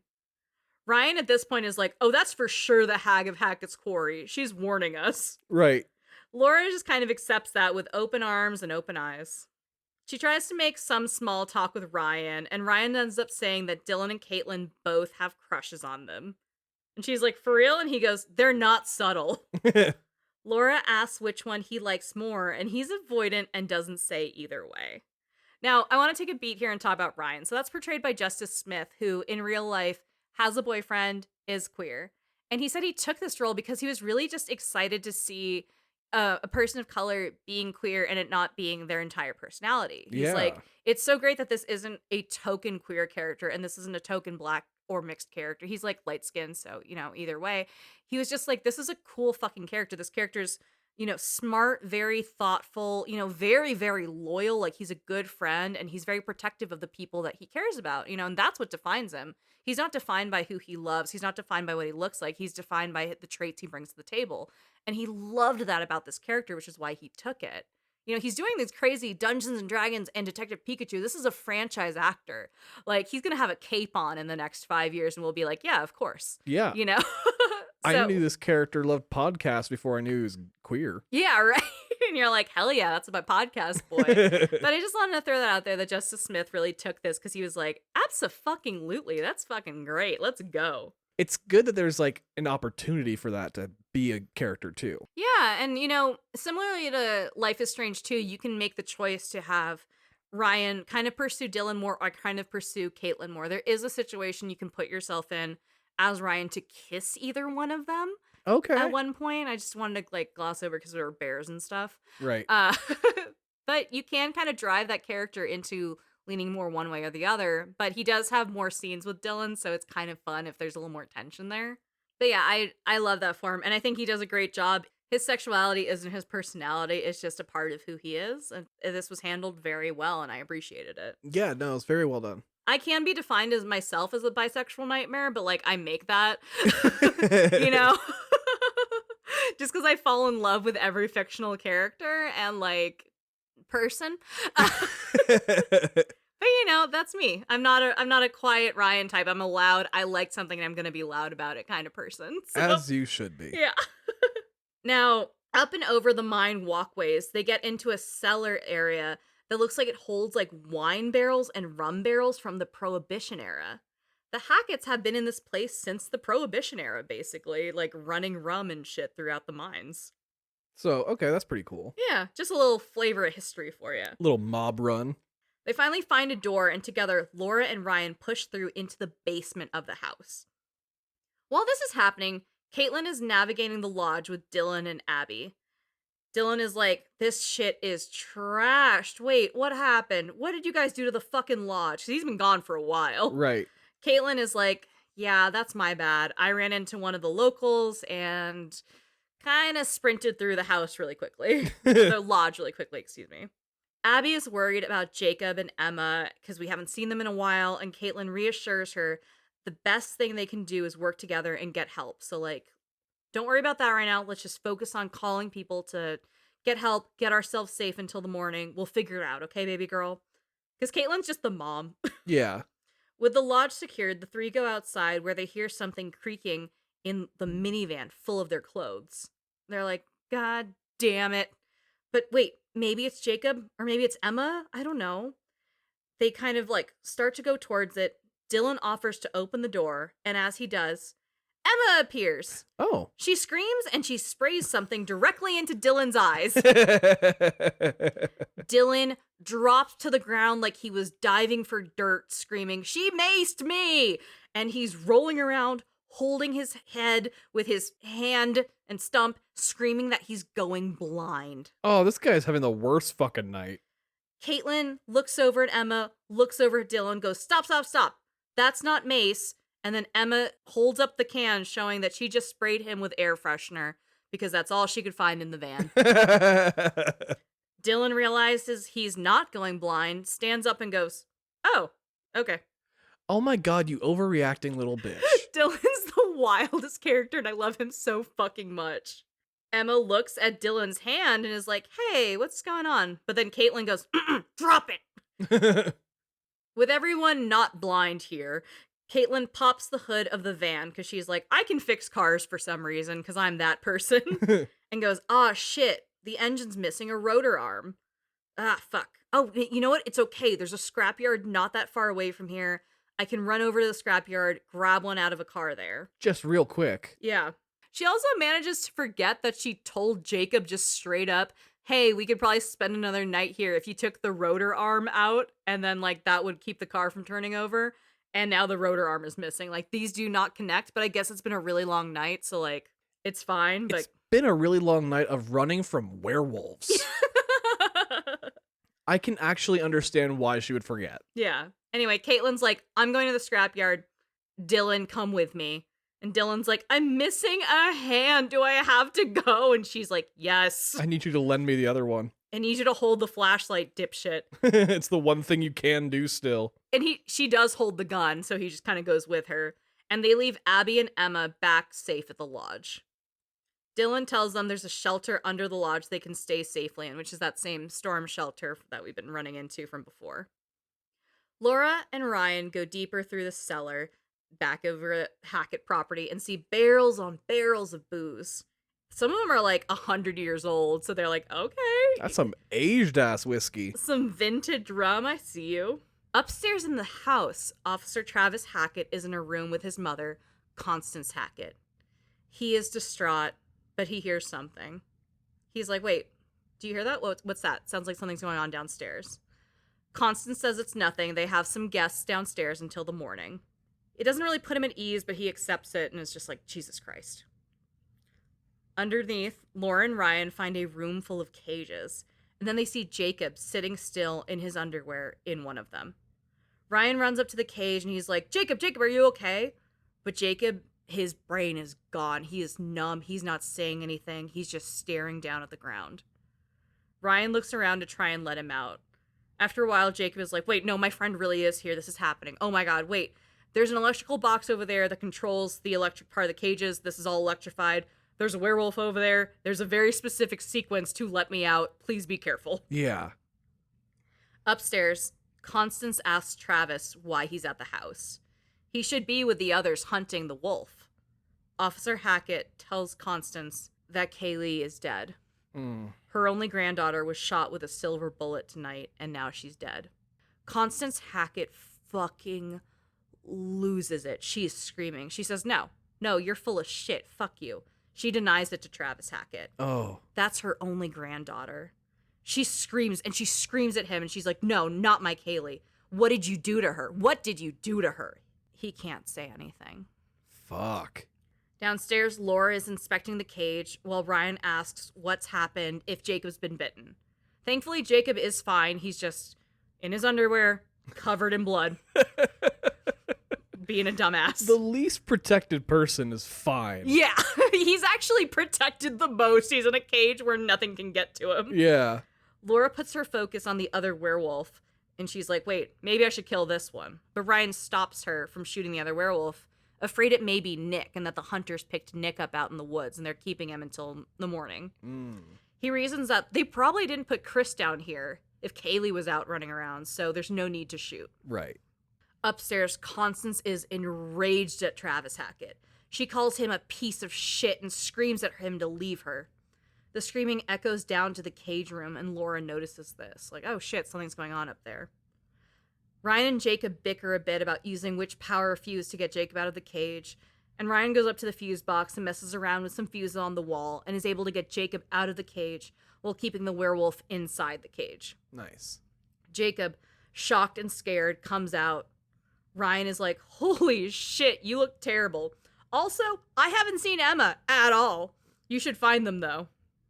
Jacob nods and runs off into the woods to rejoin the group. Because he's like, I'm getting the fuck out of this house. I don't know why y'all are here, but I'm the fuck out. Yeah, I'm not sticking around. Also, werewolves exist. Laura lets Ryan and Jacob have their, goodbye moment, and then Laura takes Ryan to find their way into the main Hackett house. Constance is just going, not my Kaylee, not my little Kaylee. That is my only granddaughter, not my Kaylee. She then starts tearing into Travis Hackett about not killing those fucking counselors that he had locked up for months. How they stole his silver shells and they're the ones that killed Haley. Travis tries to reason with her that we didn't want any incessant killing, but she screams at him that he should have taken care of the fucking problem. She calls him a motherfucker. She says the only reason he's got that badge is because Hank died in that gypsy fire. She tells him to stop acting like he's better than everyone because he's an officer. I'm sorry, but did Mom call her son a motherfucker? She did. I don't think she gets that. Didn't love that, I'm not gonna lie. He asks her to sit down, please, and she just screams, don't you tell me what to do, you piece of shit. They hear creaking from the trap door into the cellar, and both quietly move near the door. Quickly, all at once, Constance swings open the trap door, revealing Laura, who had been trying to get up into the house and was listening in on the conversation. Oh, shit. Constance grabs Laura by her ponytail and drags her up as Laura warns Ryan to run. Travis Hackett says, Ma, send down Bobby to get Ryan. Oh, man.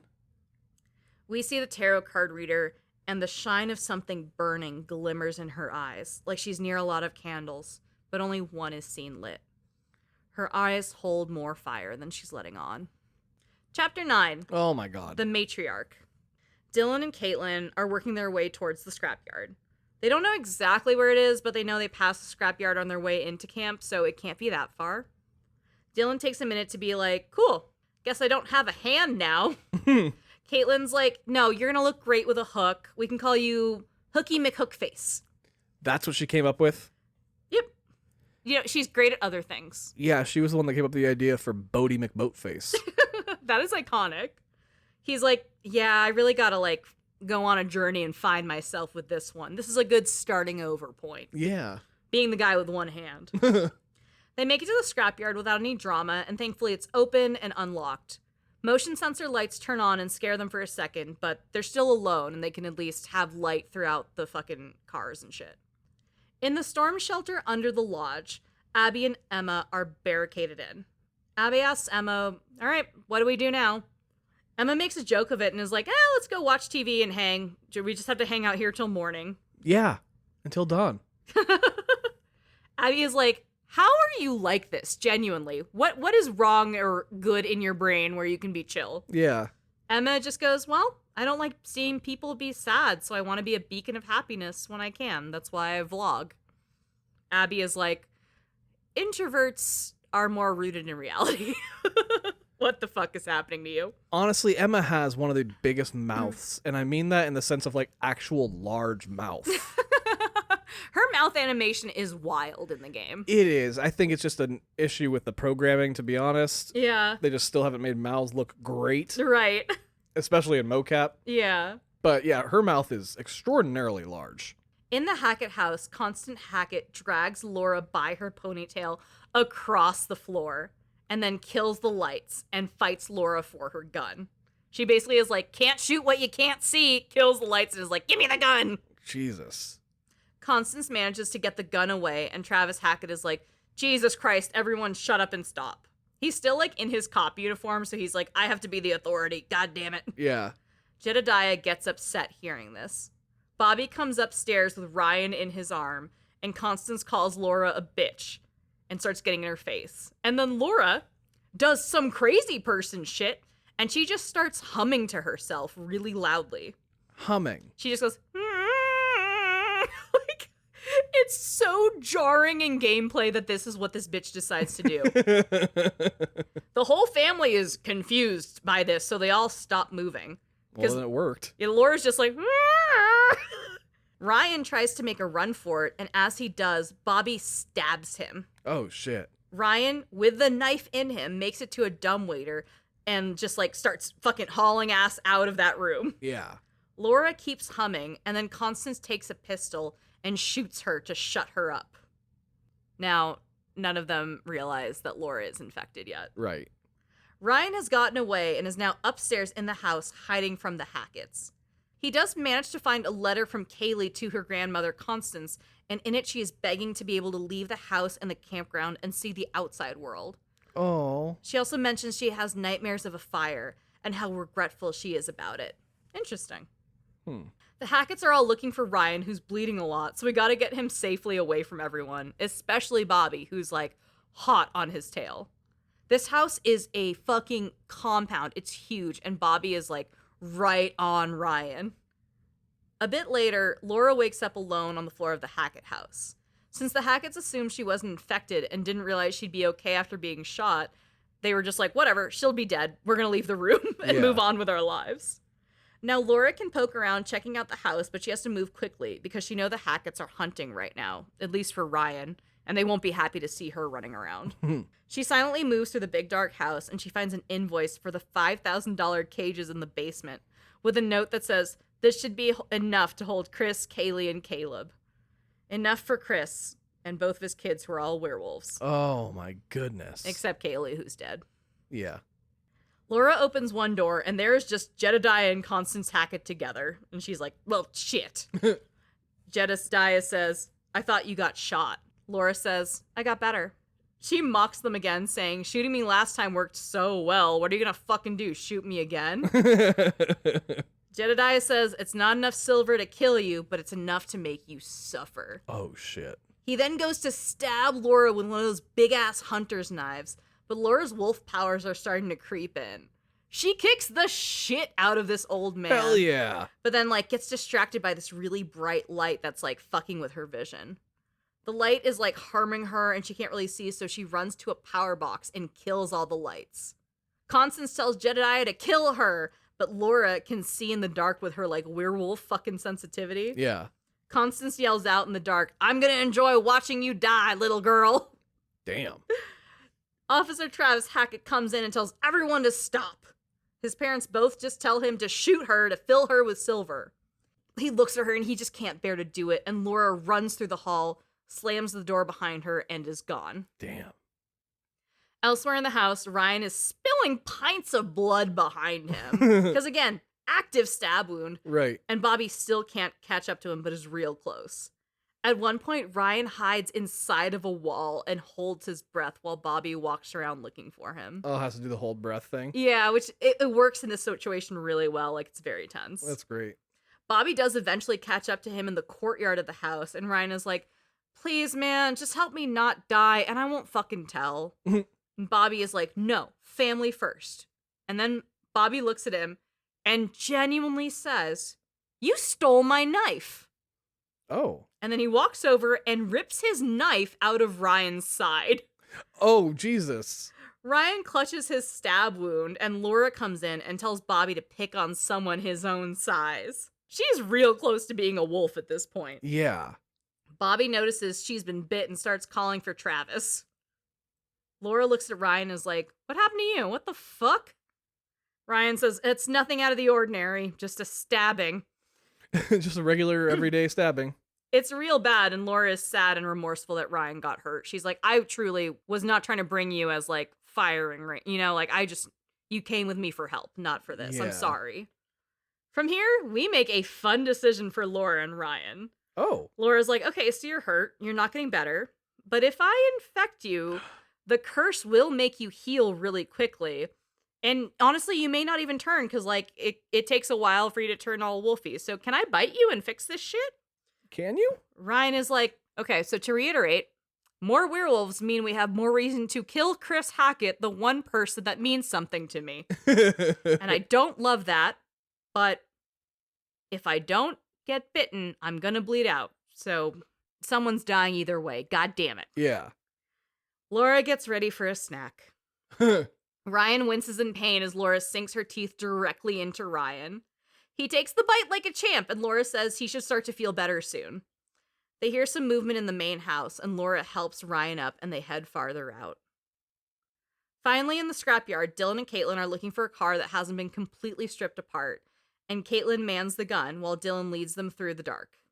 As they enter new areas of the scrapyard, the lights automatically shut on. They find a note from Officer Hackett asking to keep one of the cars he found off the books at the scrapyard. This is the car that he had to get rid of after he arrested and detained Laura and Max. Oh, shit. They see one car that looks pretty intact, but it's on a magnet high in the air being operated by a crane. Caitlin is like, hey, any chance you're good at claw games? Dylan says, actually, as a kid, people would call me the grabber. That's probably for different reasons. And he's only got the one hand now, so why would you send him up to do this, babe?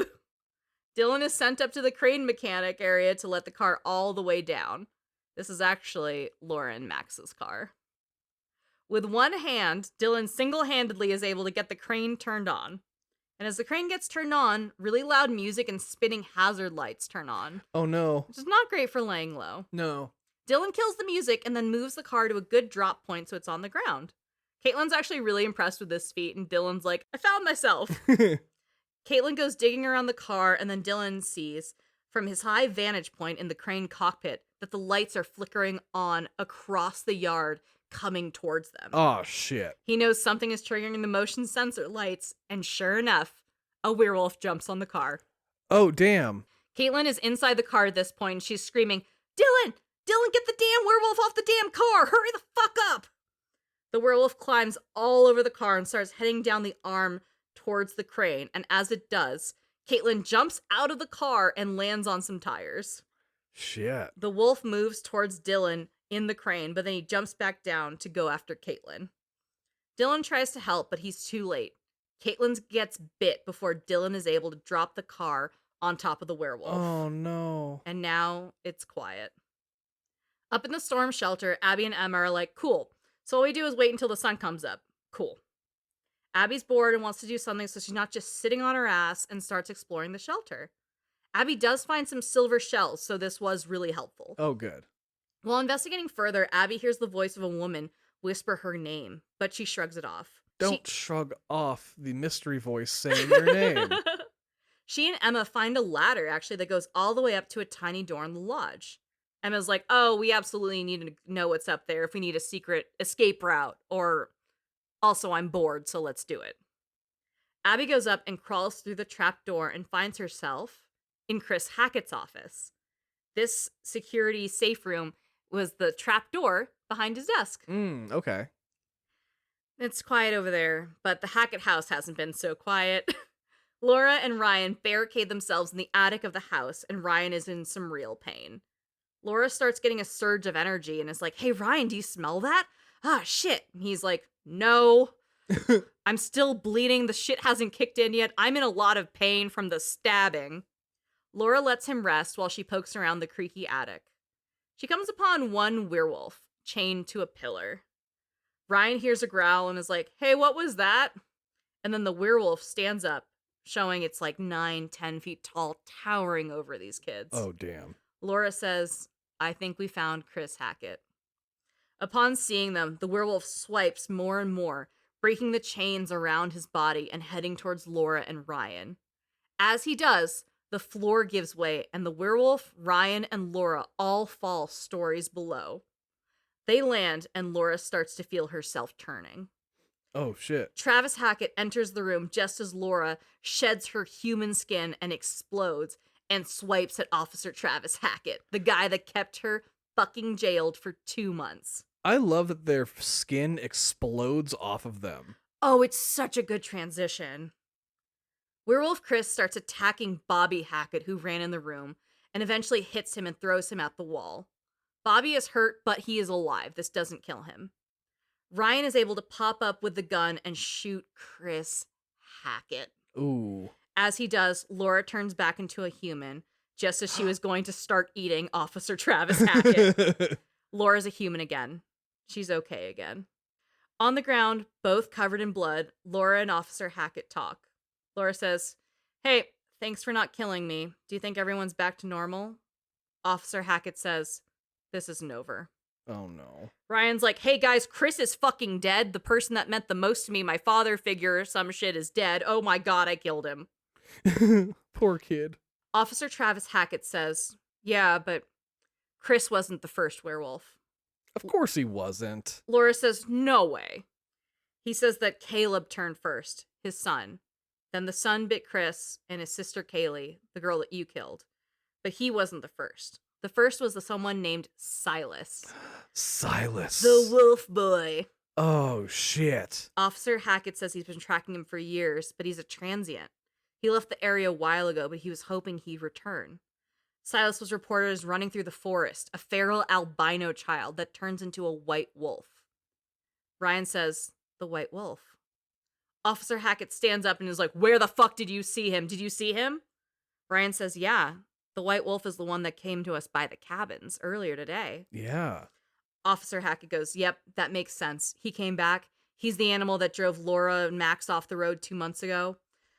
Okay, we gotta kill this. We kill Silas, and everyone who is still alive gets better." Laura's like, "Yeah, absolutely. Let's fucking do this." Okay. Travis knows where to go to find him, and Laura and Ryan go off with him. But not before Laura demands a fresh set of clothes, because she bloody exploded. It kills her clothes. She's a little naked. She's like in a bra, but we know realistically she'd have her titties out. I just love the idea that her wolf form was wearing a bra. Yeah. Now, the fortune teller tells you, you had a chance. You probably had the chance to wipe out that entire fucking family, and you failed. She's mad at you. Probably because she's the tarot card reader from the Harem Scarum Circus. Oh, shit. The traveling freak show that burned down 6 years ago. And she must know Silas. So this tarot card session is fun. There is one specific tarot card where instead of seeing a 2-second foreshadowing scene, you get an entire playable scene. Oh. This is the Hierophant card. And when you play it, you get this scene. And you only get I didn't get this. I'm very sad about it. Okay. 6 years ago, Eliza the fortune teller comes out of her tent to see a fire. She screams, "What have they done?" And we see the fire flickering in her eyes. She goes to see a body badly burned and charred and fucked up steps away from a cage that said Silas the dog boy. We see the camera linger on the Harem Scarum poster featuring Eliza the fortune teller and Silas the dog boy. This, of course, is our tarot card reader. We see her run to the boy just as the fire catches up to some oxygen tanks and debris goes flying. She runs closer to inspect the charred remains of what's left of her son. But hey, oh wait, no, this isn't her son. She scans the body and sees a sheriff's badge for Northkill. Oh. The badge that was passed down to Officer Hackett after Hank died right here. Oh, shit.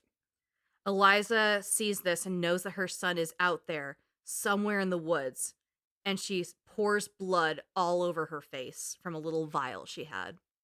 She stands up, determined, screaming, "Mommy's coming, Silas! Silas!" But as she walks on to the woods to get her son, there's another explosion that occurs and eats her up.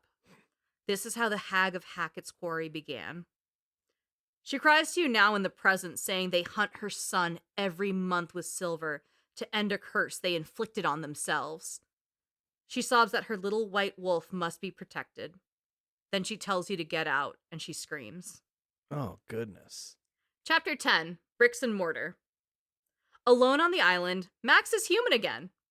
He's naked down to his underwear, and he's covered in blood, and he is very sore. Oh, poor guy. He realizes, he's like, "Hey, this is a great view. Oh my god, I'm in a tree." He realizes he's standing on a branch, and he's like, "Why am I on top of a fucking tree?" He has no idea how he's gonna get down, so he Evan Hansens himself and just falls out of this fucking tree. True to form, he doesn't remember where he is or what's going on, and then he's like, "Oh right, I was a werewolf. Cool. Cool. Guess I'm not anymore. Sheepishly, Max goes into the treehouse, into his bags, and sees that his clothes are missing because Emma stole them earlier. Of course. Max is like, "You gotta be fucking kidding me." So he opens another bag and puts on some of Laura's clothes that were also in the bag in case she needed to change her outfit, which is a cropped pink hoodie and sweatpants. Why didn't she? Okay. Because Emma didn't think to try a little harder to find clothes that would fit her. She was just like, sweats, cool. Yeah. So he is walking around with like full like lower back tramp stamp area fully exposed because the camera's right behind him. It's really cute. He's got his juicy pants on. Yeah, he's got the whale tail and shit. He starts poking around the island to see if he's alone or not, and as he gets to the dock by the lake, he looks back, and then he looks back at the treehouse. He figures it's actually probably worse off to go back to the mainland right now because he doesn't know what the fuck's going on. He's like, I'm gonna stay on the island. I know it's safe here. I'm good. I'm just gonna chill out here. If you actually, as Max, if you do go back to the mainland, you immediately get killed. Really? Yeah. Back at the lodge, an infected Caitlin and a one-handed Dylan barricade themselves back, like, inside the lodge. It starts thundering and raining, and Dylan is like, great, this is like a fucking cartoon. Of course it's raining right now. We're at the climax. Caitlin's like, well, they don't like water, so I guess it's fine if it's raining. Right. And Dylan's like, you're right, and we should have just stayed at the fucking lake all night. That would have been great. Caitlin says, shut up, we have to get our shit started. We need to find a vantage point in case one of those fuckers comes back for us and, like, knows we're here, right? Yeah. We have to protect ourselves. Dylan sheepishly follows Caitlin through the lodge as she inspects areas that they could hold their ground on. She just wants, like, a nice point to, like, shoot from. Caitlin also finds a bunch of VHS tapes of trail footage from Chris Hackett's surveillance room. And it's all trail cam footage on every full moon so they can keep track of the werewolves and, like, the trail cams to see where they're going and what they like to do and shit. Oh, so that's why it was hidden. There's also a mural to the camp's mascot, Ian. Now, they didn't actually meet Ian. Ian was a sheep, and there's a message on it saying, we hardly knew you, E-W-E. Oh, right. And now this is Ian, who was eaten by werewolf Chris Hackett in the storm shelter 2 months ago when Laura and Max met him. Oh, shit. So Chris Hackett ate the camp mascot as a werewolf accidentally. And the campers are like, where's the sheep? And he's like, it's dead, I'm sorry. And they're like, the sheep. It ran away. Dylan and Caitlin pick out a spot in the lodge to use as their vantage point for the rest of the night and prepare for the inevitable werewolves. It should be noted that Caitlin's eyes are starting to glaze and she's looking a little pale, but she's okay right now. There's a howl and it sounds like the werewolf is entering the lodge via the giant fireplace chimney that runs through the entire building. Caitlin cocks her gun and says, it's showtime, motherfuckers. Out in the woods, as he runs towards the lodge, Jacob is like, Jesus Christ, I am exhausted. 1, werewolves are real. Yeah. 2, I'm in my underwear. Mm-hmm. 3, I got dumped. Oh. He starts crying to himself. He says out loud, I just wish I could tell you I'm sorry more than anything. I just want one more night together. He cries and he sits down on the ground just completely defeated. He's like, I don't know what to do. This fucking sucks. Now, there's a version of this scene where during one of the takes, the actor for Jacob actually broke his thumb, like he kind of fell and like slipped wrong, broke his thumb, and then kept recording the scene and then checked it out later and was like, oh, I fully broke my thumb. Oh my gosh, that sucks so much. It does, but you gotta love him for it. Yeah, it's a dedicated to the craft. Absolutely. Back in the lodge, Abby and Emma in the basement are like, okay, cool, we're safe, but literally, just upstairs, a werewolf is breaking through the brick chimney of the fireplace and starting to terrorize the lodge. Caitlin is looking more and more sickly, with her lips turning blue and the veins in her face looking more pronounced on, like, her really pale skin. The werewolf starts coming towards them slowly, and then all at once. Caitlin shoots at him as he lunges for her and Dylan, and then Caitlin and Dylan just run off. This wolf is Caleb, the wolf that infected Caitlin not so long ago. Oh, shit. From the surveillance room, Abby and Emma see the werewolf upstairs stalking Caitlin and Dylan. Abby is like, holy shit, we have to help them. Emma's like, we literally can't get out because this thing locks from the outside. How can we help? And Abby says, oh, shit, I found those silver bullets. I can roll them under the door and they can at least have the silver. Like, that's how we can help. We got this. Caitlin and Dylan are escaping the werewolf and they end up getting separated. The werewolf follows Caitlin first as she traverses through the lodge and then is like quickly followed by this werewolf. It's like on her ass. She runs back into Dylan. They reunite. They end up hiding around in some bunk beds and stuff. And they evade the wolf a bit. And once they get closer to Mr. Hackett's office, Em and Abby pound on the doors calling out to Caitlin. Because remember that little trapdoor brought them up into the lodge through his office. Yeah. Dylan is like, no time, we have to go. And Caitlin's like, they're yelling for me, come on. So he runs off and hides in the kitchen. Caitlin goes to the door, takes the silver shells from under the door from Abby. Mission accomplished, Emma and Abby. You fucking did it. Back into your hidey hole. Caitlin runs up to Caleb the werewolf again, who lashes out at her, but then smells something in the air and runs off.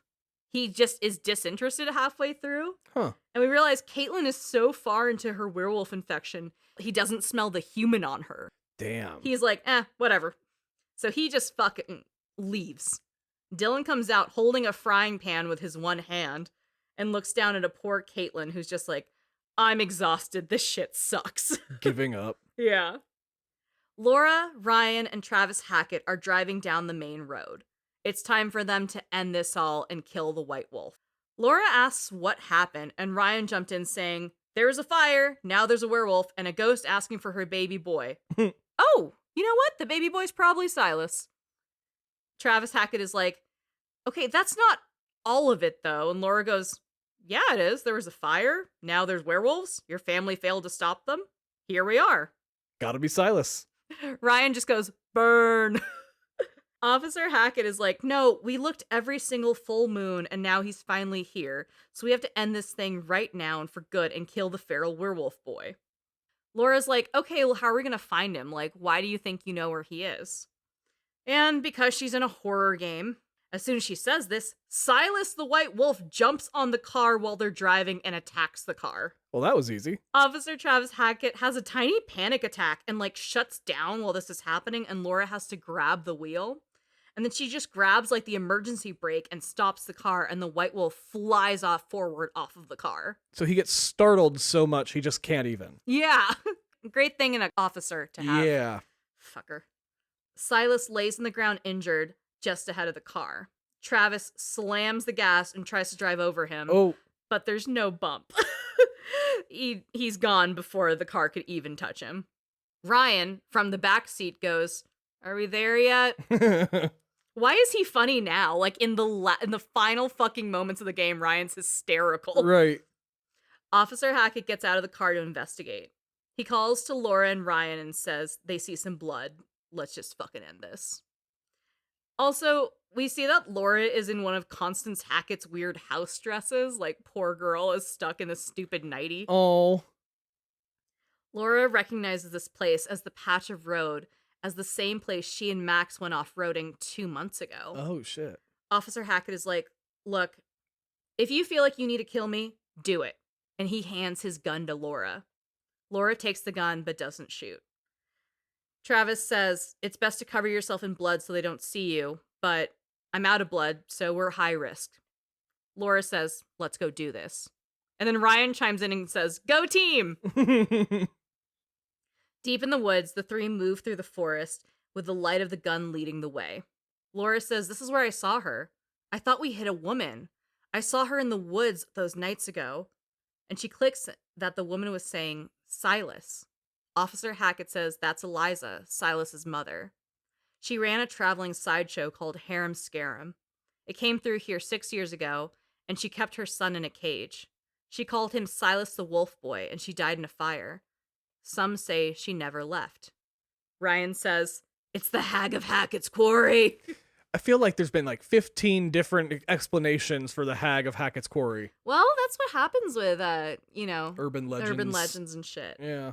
Travis Hackett reveals his niece and nephew were there, and they just wanted to help the little boy, so they started a fire to distract people so they could unlock Silas's cage and let him free. But they lit a hay bale on fire, and it went crazy. The fire lit up, and as he was trying to get him out, Caleb got bitten by Silas, and then Caleb turned and bit Kaylee and Chris.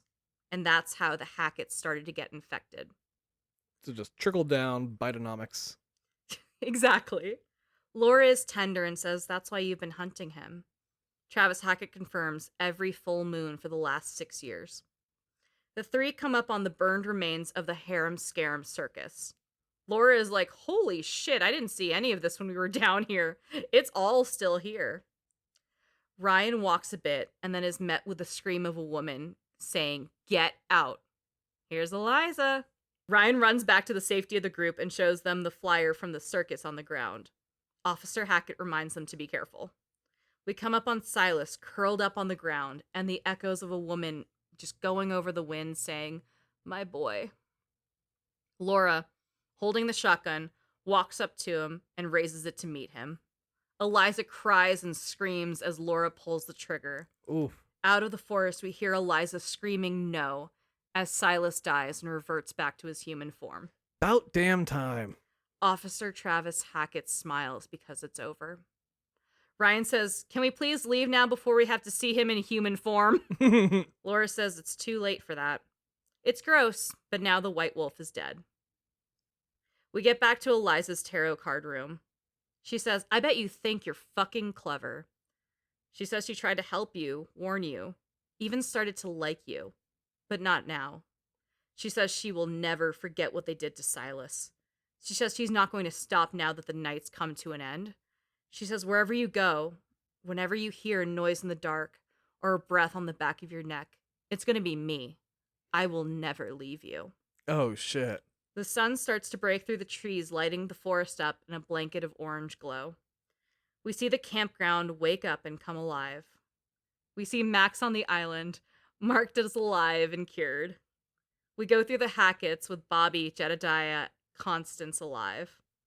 We see Chris is dead, killed when his favorite counselor Ryan shot him. We see Kaylee dead. We see Jacob marked as alive. We see Nick alive, waking up in the woods covered in blood. Abby is alive. Emma is alive. Dylan is alive. Caitlin is alive and cured. Caleb Hackett is alive, sitting in the fireplace. He is cured. And of course, Travis Hackett is alive. Ryan is alive and cured. And Laura is alive and cured. And at last, we see Silas dead. The curse of Hackett's Quarry is broken. Cop cars pull up to the Hackett's Quarry Lodge, lights blazing. And now we have an epilogue that goes over the end credits of this game. Holy shit, will this fucking thing end? There's one last thing. So this is actually fun. There's no characters in this. This is not playable. But over the end credits, we have an episode of the Bizarre Yet Bonafide podcast. And now this changes depending on how well you did during the game. So what we see is an old desktop computer with a newspaper as the background and a small window of the Bizarre Yet Bonafide podcast playing on a media player over the screen. Okay. Now, the newspaper says, "Psycho teens charged over summer camp murder." Oh my gosh. The police came in and pinned Kaylee's murder on Laura and the other counselors. Oh shit. Saying that this girl was shot by a gun being wielded by Laura and all these people were complicit in her murder. I mean, yeah, kind of, but for good reason. Now, the hosts of the Bizarre Yet Bonafide podcast introduced their new episode follow-up on Hackett's Quarry with a follow-up on what happened over the summer. A bunch of teens were charged in the murder of a local girl, and also probably Chris Hackett, but we don't see that because it's kind of covered. Right. The show explains that there have been some developments because they received a mysterious box as an anonymous donation to their show. They say they've been sent some information and they need to decide if it's bizarre or if it's bona fide. Now, from here, you take all of the clues that you find throughout the game. They're in a box and they get sent to the podcast. So this includes like a photo of the bloated dead corpse in the lake that Jacob found and like the clippings from the hikers and their backpacks showing that the hikers were killed. And this implies that the hikers were bitten by the werewolf and then killed by the Hacketts, and then they tried to hide the bodies. Because they were like, we can't let the werewolf spread too much. The hosts start arguing over what's legit and like what lines up and what doesn't. They can go through other clues, like there's stuff on the Hackett family. They go through the letter that Ryan finds in the Hackett house from Kaylee to her grandmother, hinting at the fire. They find a cease and desist letter from Travis. And they're like, wow, that's crazy that they know who we are. Which, like, honestly, same. When people know that we have a podcast, I feel that exact same way. Yeah, right? They get to the trail footage of the campgrounds, and they're like, maybe it's a bear. maybe it's supernatural. Fucking bear. It's really great. And so Brian Murphy's character in the podcast is named Anton, and he's really skeptical, and he's like, no, it's just a prank. So Emily Axford's character goes, it was just a prank, Anton. Stop. In like the final moments, if you play your cards right, you get that line. It's so fucking good. Taking you all the way back to the very beginning of Until Dawn. Yeah, in their fucking prologue. Oh my god. But they get all these clues sent to them that the player finds throughout the games and saves and is like, man, that's crazy. Here's like the picture that Emma took on her phone of the fucking werewolves. Yeah. And the hosts start talking about like, no, this is real evidence. We need to send this to the cops. What the fuck? And they decide in the podcast that they're going to send this to the cops. And then the screen goes off and the newspaper changes the headlines to teens acquitted. Evidence from podcasts show that the teen shot back in self-defense. Nice. And now all is well. The kids are free. The curse is lifted. Kaylee and Chris are dead, but so is the White Wolf. And that is the Quarry. Podcasts save the day. Podcasts did save the day. I'm the hero.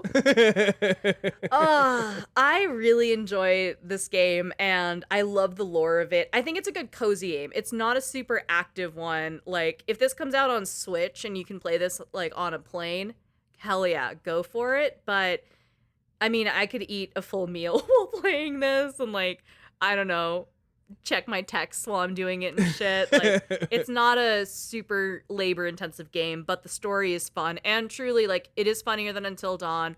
It has great performances, and I didn't know it was about werewolves going into it, but I enjoyed it.